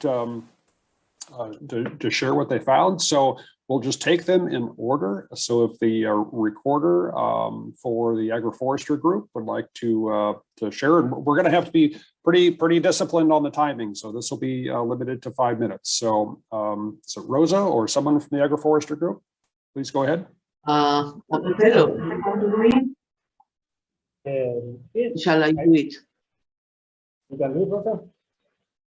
Do you want to do it or shall I do it? No, you can do it. Okay, I will do it. Yeah. So, well, we have can you see my screen? Not yet. No, not yet. Okay, can you see my screen now? Okay. There we go. Okay, we have been, we have it a bit of easy because we have the definition of different agroforestry practices, which are the silvopasture, which is a combination of trees with grassland, silvoarable or rally cropping, which are the combination of cereals or crop production with trees, could be also fruit trees, riparian, which are the two previous ones, but on the one side you have grassland or cereals, and other or crops, and the other side you have water bodies. And after forest farming, you know what is this, and also home gardens. We were not able to move on the co-benefits mitigation that agroforestry has on all of them, but yeah, we can. Some of them are repeated in the first ones, but we got no time to do everything. In my group, we have Marcelo. And I don't see now the name of the person that was Oslam from Indonesia. Okay, we were the three together, so we have a representativeness of Europe, Latin America, and Indonesia. And we all agreed that there are a lot of evidence of that biodiversity as a co-benefit, is the agreement is high. There is a lot of evidence, and it's caused because of the disturbance that agroforestry causes due to the tree shade, but also to the animals. Activities like feeding, feed selection, so the plant selection, trampling, and dump.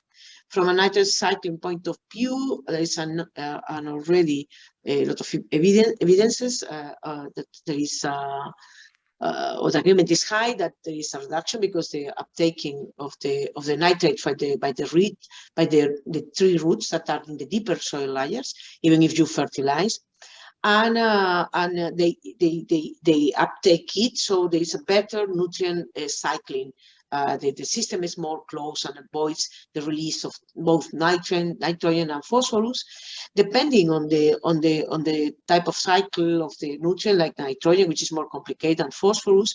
In the case of phosphorus, the reduction is because of the reduction of erosion that the trees cause, which reduces the runoff of this element, the soil, and also of phosphorus, of course. From economic point of view, we agree that there were a 25% of more economic return when you compare agroforestry with with conventional farming systems, with tree less systems. And in Argentina, they say that there is also an increase of economic return.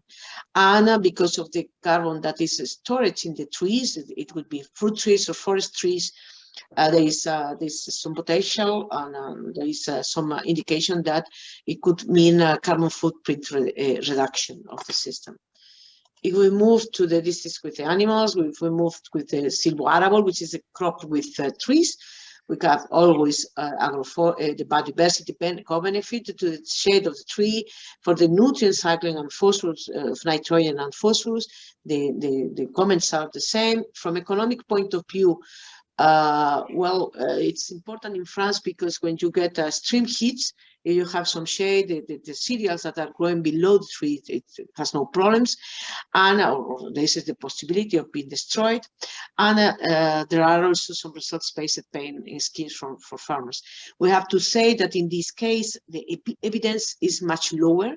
We also describe that there is a lot of about silvopastoralist systems, but there is very few papers about silvoarable systems or alley cropping systems.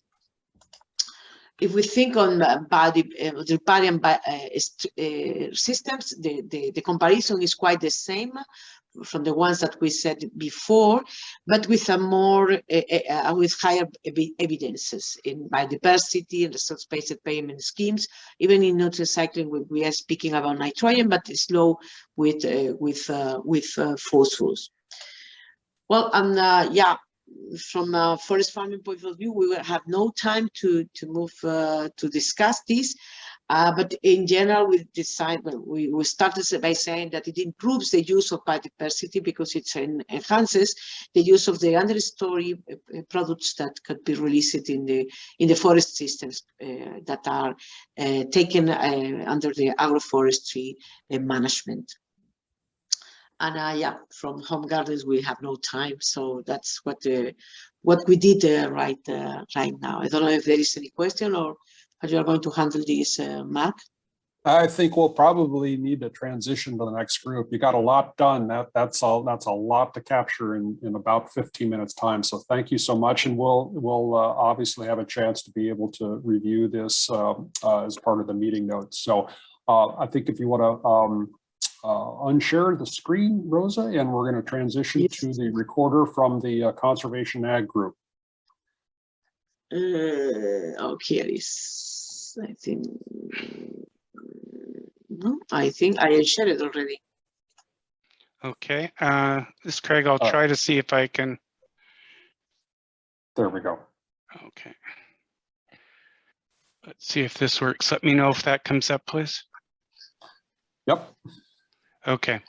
I'm sorry, we didn't really even go through the process of deciding would be recorded or whatnot, but I know I started typing, so I'll just take the first shot and let people chime in. So we actually weren't nearly as efficient. We covered one of the practices. We talked about, going through different conservation ag practices, including crop rotations, conservation tillage, cover crops, irrigation, and we basically covered one in depth, and there's a specific example on rice, which was the second one. So just sort of going through here, the other aspect is we sort of got caught with coming up with sort of the agreement was sort of really matching the evidence, right? Like, but that I'll discuss in a few minutes.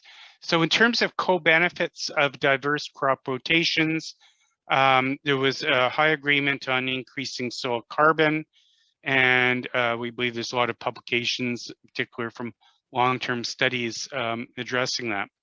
And in particular, one of the comments was that really need at least 3 or more years of a crop rotation in order to make it an effective diverse crop rotation.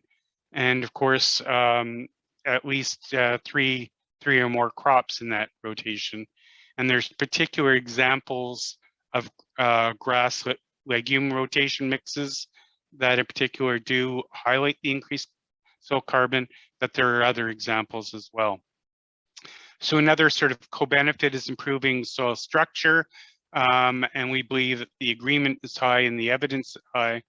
And there's some examples, in particular in the oxasols, glasols, and if we look at texture, soils that are clay loam texture soils, in particular, do really illustrate the benefits of the improved soil structure, more so than sandier soils in particular.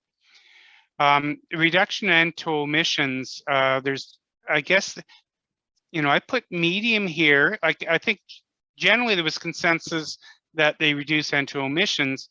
It's just, it's not in all cases. So the evidence is sort of medium. So the comment there was that it really depends upon which crops are in the rotation, which soil type, what climate, is it in a climate that's more conducive to NTO losses, whatnot. And the other point, which was excellent, was that we really have to also consider the whole balance. We started off with the co-benefit of reduced NTO emissions, but should really go beyond that in terms of it's not only N2O, it's also has to consider the CO2, the methane, as well as N2O, and look at the whole picture. Because if we're increasing carbon, there's greater CO2 capture as well. Now the other co-benefit is economic benefits and yield increases.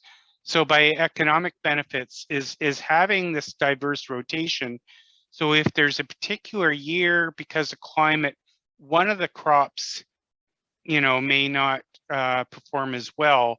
Presumably, if you've got these diverse rotations, there'll be, maybe part of the field or farm is under one crop, another part in the other. By having multiple crops growing at the same time, in the situation where there's a climatic constraint, we still have some crops that may perform very well. And so there was generally medium to high agreement on the economic and yield increases, especially over time, and some benefits. Jane, I'm not sure, I know this was your comment, if you want to add anything to that as well. Just quickly go, I'll come back to you, Jane. I think you did a great job, Greg. It's just, that okay. Consideration. I'll motor on then because of time constraints. So certainly there's weed pest control advantages. Agreement is high, evidence seems to be high, and clearly sort of weed suppression is a particularly good example. And I think one of the comments that Chuck made in his presentation earlier is that you're also not only rotating the crops, but you're also rotating the chemicals, the herbicides in particular, and that also means that there's less development of herbicide resistance. Biodiversity, general agreement is high. and we believe that the evidence is high. And there's really, in terms of biodiversity, we have to consider both below ground, so that's sort of the microbial and fungal populations, as well as the above ground. I think that's it on that first one. Again, we wanted to cover some additional ones when we ran out of time, but there's also a more specific rice example. I don't know if we have time to get into that one, but if so, I don't have that on my screen, but Shen, who could perhaps bring it up on theirs and share if that works. Please provide guidance here, Mark. Yeah, it would have to be pretty brief. I mean, 1 to 2 minutes at most. So. Okay, I'll stop sharing. And if you can bring up the more specific race example.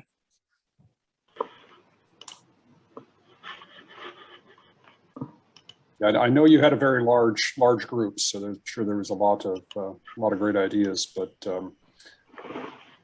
okay, yeah, just a couple minutes, Junhua. Okay. No, I just will show the name of the strategy. That's the ground cover rice product system with deep urea application. It could be a new cultivation system for the rice production, and this strategy can significantly reduce greenhouse gas emission while saving water, increase yield, and also reduce herbicide use and other environmental variables. To save the time, I just show this, and after this meeting, I will complete this form and send it to Greg. That's all. Thank you. That's fantastic, Junhua. Thank you so much. I can see a lot went into that. So yeah, we'll look forward to seeing that in more complete form following the meeting.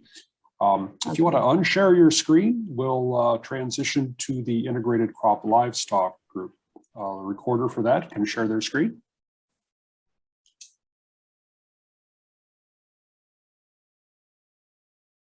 Thanks, Chuck. All right, sorry. You can see the slide, Mark. Okay. So we didn't get very far. We got 2 practices, I guess. Hang on a second. There we go. So we talked about the integrated crop livestock systems and nutrient optimization as the mitigation practice. Some of the co-benefits are circularity. I think we all agree that it enhances circularity in circular bioeconomy. That's becoming a buzzword now, is important, but the evidence is probably medium or low. We don't really have a systematic look at how to, like a life cycle analysis, or look at the circularity of the nutrients. So I think there's a good understanding of that it's perceived to be circular, but there's lack of evidence.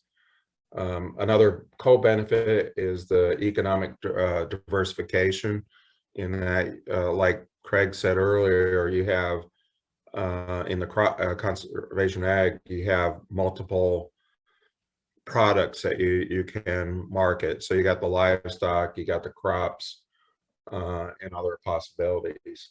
So that provides some resilience or lowers the risk to the manager. Again, the agreement is high, but again, probably a lack of a low level of economic analysis. Some of the barriers are that a lot of the farmers, producers are generally they're crop farmers or they're livestock producers. And in some areas in the United States and maybe Europe and parts of other areas, that there's a specialization. So now crop farmers don't have the equipment or the knowledge skills to integrate livestock into the systems. And so that's a barrier. We need to document some of the benefits, and some of that will vary. The economic benefits will vary based on climatic regions. As far as nutrient optimization, also that there'd be a reduction in non-CO2 gases, N2O and methane. The agreement was medium, and the evidence for that is low, and it really depends upon the system. In some cases, again, with the soils and climate, that you actually could have higher N2O emissions or methane emissions under the optimization. Ideally, you'd be reducing that, but it really depends on the system. And then fourth, that there's greater biodiversity because of the crop forage livestock system. The agreement was high, but probably we haven't really done a good job of providing evidence for that lower biodiversity. We did have a little bit of extra time to start talking about the addition of organic matter, either through manure, urine, but also then there's the, I guess, maybe benefit, but mitigation practices that you increase biomass, plant biomass production as well. So I don't know if that's a co-benefit or it's part of the mitigation practice, but then you're adding more organic matter to the system.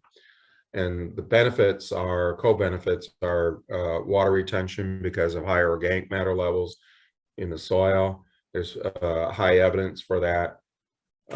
However, we probably need to do more economic analysis to document those benefits. I think we have an understanding and there's evidence for that, but turning it into economic value is lacking. There's retention of nutrients with organic matter, building up organic matter. It's not just carbon, it's other nutrients. And so that's there's high agreement and evidence for that. Provides resilience, there's going to be less runoff, and so that means lower downstream impacts off-site. So again, we need to document a little bit better. Weed management, again, with the animals, livestock in the system, just like with the conservation ag, you can reduce the weeds through the rotation system. The agreement is medium, evidence is probably low, we need more evaluation. And finally, along with organic matter, you're also improving soil structure.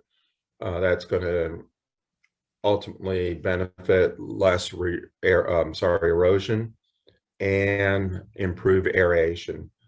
The agreement is medium to high, and the evidence is probably medium. I guess the only qualification would be, in some cases, it would depend on the soil texture and the precipitation. If you got clay soils with high water, or high precipitation, that livestock may be compacting the soil. And so really it comes down to managing herd management, as again, going back to that skill set I mentioned in the first slide. And that's as far as we got, Mark, with the time constraints. Yeah, no, that's great progress. Thanks so much, Chuck. And as you're going through this, actually for the three of them so far, a lot of these are sort of falling out to be, they could have been a SWOT exercise if we would have had more time, because you're seeing the strengths, the weaknesses, the opportunities, and potential threats. So thanks so much. Again, let's transition to Mike and the nutrient management.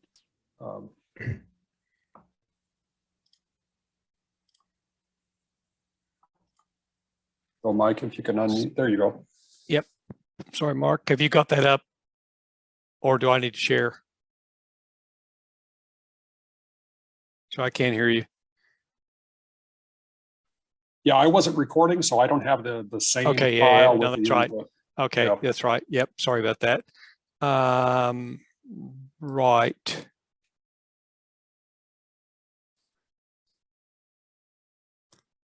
Okay, can you see that? Yes. Okay, good. Right, so yeah, so when we first went into the breakout groups, I was a group of one, and thankfully Mark and Hayden joined me sometime after that. So we were a bit late in getting started, but and I've done a bit of work on this while everyone else was talking. So apologies to Mark and Hayden if I've misinterpreted anything or misspoken here, but I've tried to fill in a few of the gaps that we left. Yeah, so very quickly, sort of two key mitigation practices that we identified. There were sort of four, but we didn't get very far with filling all of them in. The first one was we spent a lot of time on was on nutrient budgeting tools, and the co-benefits included just general benefits in terms of net returns through better forecasting of nutrient requirements in order to meet plant or crop demand. We said the agreement was probably medium and the evidence probably medium. It may not always improve returns, but generally wouldn't reduce returns. A key benefit, co-benefit, is probably reducing the risk of other N losses other than nitrous oxide emissions, assuming that the budgeting tools forecast a reduction in nitrogen requirements, exogenous nitrogen requirements. Agreement probably high and evidence probably high. Potential for yield benefits, medium and medium. And really this is about better matching in supply with crop demand within the growing season, for example. Also potential co-benefits in terms of crop quality, meeting say protein targets or whatever. And again, the agreement here is probably reasonably high. Evidence, well, might be medium. Might be better to say that was medium rather than high. But farmer soil fertility knowledge was one of the co-benefits that we identified from the use of nutrient budgeting tools. Again, probably general agreement that there would be widespread benefits from this, but the evidence is probably, in my mind, low to medium. And that's an area where I think there's a need for a lot more work. And then one I added after the group broke up, and that was the use in demonstrating compliance with environmental policy. And some of these tools are used for that purpose. And again, the evidence, the agreement is probably medium in that these are often highly debated. And the evidence is probably medium as well. And then the second one that I've sort of filled in a bit after we broke out was around catch crops, or what we call catch crops often in New Zealand, often are referred to as cover crops as well. But I think can have similar applications. And one of those co-benefits would again be, depending on the timing of those crops, reducing the risk of N losses, basically using those crops to mop up excess nitrogen, for example, in the soil. There's quite a lot of evidence for this now, I think, but perhaps the sort of a medium agreement on this in terms of whether the benefits are always positive or whether there may be increased risk of nitrous oxide emissions. Other co-benefits include improved soil health and nutrient circularity. So this is going back to the I think the use of that term I think that Chuck used, but this is about really, in the way I was thinking about it, moving nutrients from a period of high risk to a period of lower risk by mopping up those nutrients in the catch crops. And then it depends, of course, on their use subsequently. But and providing, and also another co-benefit is providing another revenue stream. So either supplementary feed for livestock or additional cash crops or whatever. So those were the ones we made the most progress on. Other ones that we mentioned that we only just sort of identified as a mitigation practice, but didn't really get very far with the co-benefits were things like inhibitors. And also I think, and then we also talked about the ability sort of enhanced targeted management in terms of rate and timing of fertilizer use, but we didn't get very far with that one. So that, yeah, that's what we had from our group. And apologies if I've misspoken, Mark or Hayden. No, thank you so much, Mike, for following on during the after we were meeting together. No, this is fantastic. Appreciate the review. So Mike, if you could unshare, we'll transition to our last group to bring us to the top of the hour. Peatlands Management, the recorder. How do I? Sorry, yeah, I know it's like 2 a.m. in New Zealand right now, Mike. This is really unfair. Yeah, exactly. Sorry. How do I unshare? There we go. Here we go. There okay, we go. good. Yep, good. Yep. Thank you. Thank you.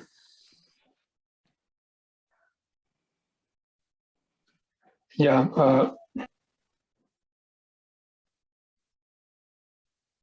Amudin, we're not hearing you. Okay, thank you. We have a very interesting discussion despite only 3 of us in the group. One is from Ireland, where they use the peatland for energy in addition to agriculture.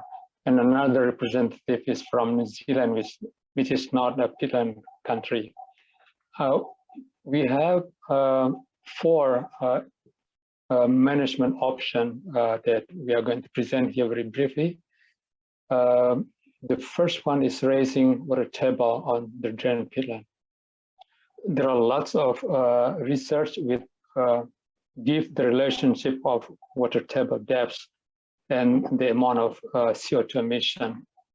And there are lots high agreement, medium to high agreement between literature. And also, when you raise water table, you also reduce the risk to fire, because fire is one thing, another source of peat emission in addition to peat decomposition. And by doing so, we also reduce the rate of peat subsidence, because the faster the peat subsidence, the shorter time it is to reach the level where the peat is no more drainable. Next, please, Victorina. The second intervention is sustainable intensification on existing agricultural land. So this is aimed for reducing the pressure for extensification. Not very much support of the literature, especially in terms of registration expansion. But there is good evidence on higher farmers' income, although the literature that shows are not very many. But increasing yield is very convincing. The next one, please. The next intervention is no new concession on peatland. This is the government policy, the presidential instruction that has been started back in 2011, and in 2000. So it was started with the moratorium, but in 2019 it was the stop of all new concession on peatland. So this is, of course, this is the most effective way of conserving peatland, although some of the peatland are already under the land bank or under the concession of some companies. But the reason policy also when the area is left uncultivated for 2 years or so, it is confiscated by the government. So it's of course important for maintenance of biodiversity, maintenance of landscape ecosystem functions such as forest storage capacity. The next one, which is more of the concept in the boreal and the temperate peatland, called polyculture, which is the cultivation of peatland under undrained condition. And the long-term and sustainable use of peatland is the main core benefit, and there are lots of agreement in the literature to support this. However, not many examples of this practice for the tropics. There are a few, like for sago, for jolutung, a kind of resin crop, and other aquatic crops. However, those crops are not the crops with a very high market demand. So if you increase the scale, you very easily saturate the market. The current drain system is considered to be more economically attractive, especially when it comes to large-scale plantation. So that's the 4 intervention. But to give you a little bit of perspective, tropical peatlands store about 500 tons of carbon per meter deep, and the range of the depth is from 0.5 meter to 12 to 15 meters. On average, it's about 3 to 4 meters. About, I guess, 50 to 75 million hectares of tropical peatland distributed in Indonesia, Malaysia, in the Amazon, and in the Congo Basin. So that's all from me, and thank you very much. Back to you, Mark. Oh, thank you. Thank you, Fabian. I appreciate that. Great. Okay, this was sort of a chaotic exercise. I recognize that you were all doing under sort of unfair time constraints, but I would hope that you would agree that this generated I think what we had hoped for was some discussion and some really good ideas, and I think I can see in this some opportunities for research collaboration. I guess going forward on this particular exercise, I would suggest that the recorders and their teams, if there's a need to shore up the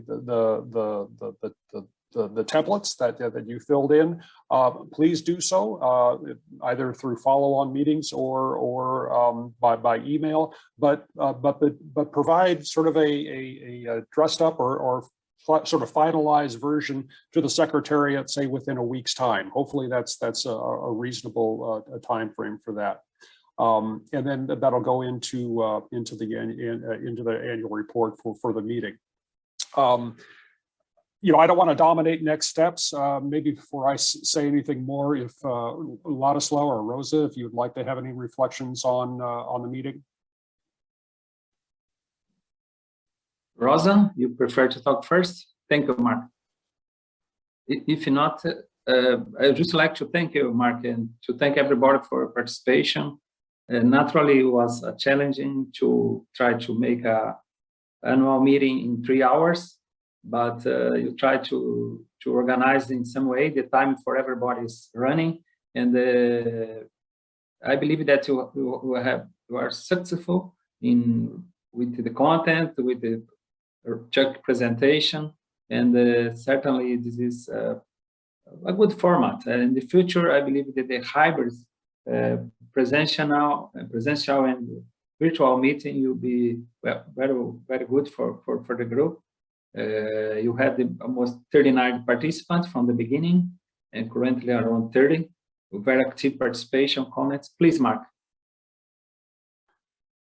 Sorry to butt in here, but a chat message from Hayden. He did want to mention something that's quite relevant to the Croplands Research Group related to an N flagship. Hayden? Yeah, thank you. And sorry, I was trying to work out when I could make a quick intervention. And I did have a couple of slides that I think will make this much quicker. So I will just share my screen very quickly. I just wanted to bring to people's attention that there are discussions underway to explore a project which could be a flagship to try to improve the situation with respect to the emissions factors that are currently used for nitrogen fertilizer. And for those who know, basically we use 1% for everything except for some exceptions, which of course doesn't differentiate the form of nitrogen, the dose rate, the mode of application, the place of the timing or anything.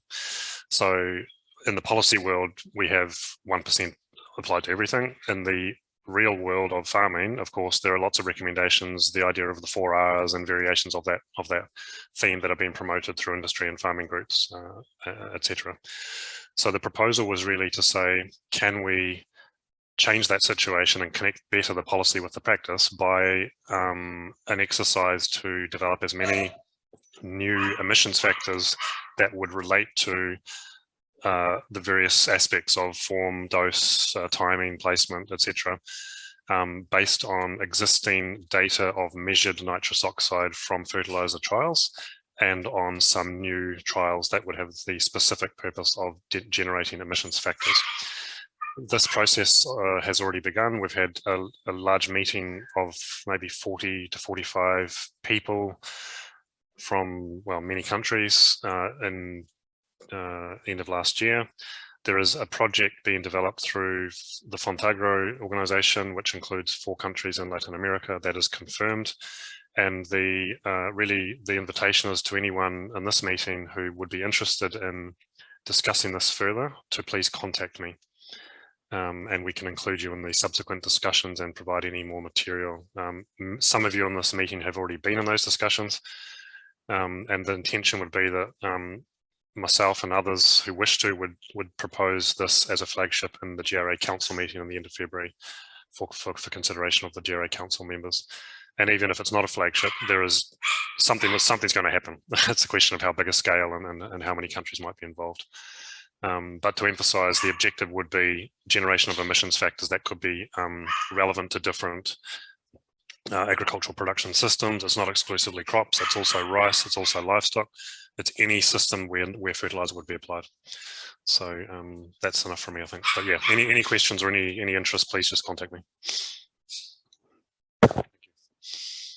Great. Hey, thanks, Aidan. Appreciate that. And that's definitely a project that's getting a lot of good momentum and highly relevant to us. So those of you who have interest, certainly encourage you to follow up with him. Yeah, so being respectful for everyone's time, this is quite late in New Zealand. I think we should probably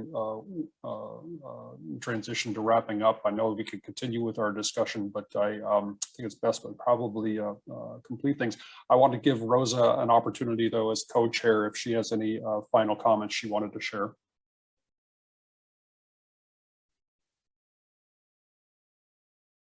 And if not, that's okay.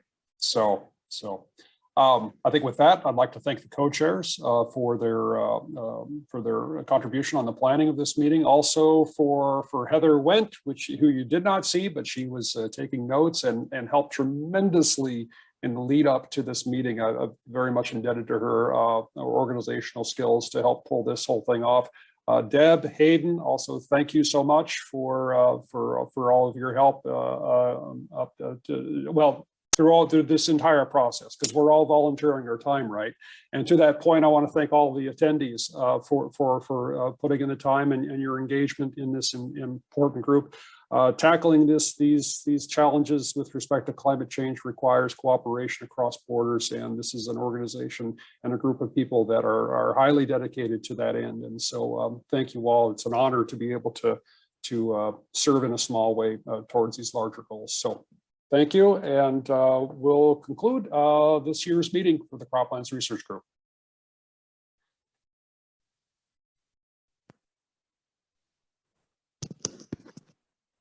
Thank you. Bye. Bye. Thank you Thank very you. much. Bye bye. Bye, Great job, everyone. Mark. Bye-bye. Thank you. Thank you. Bye-bye. Bye.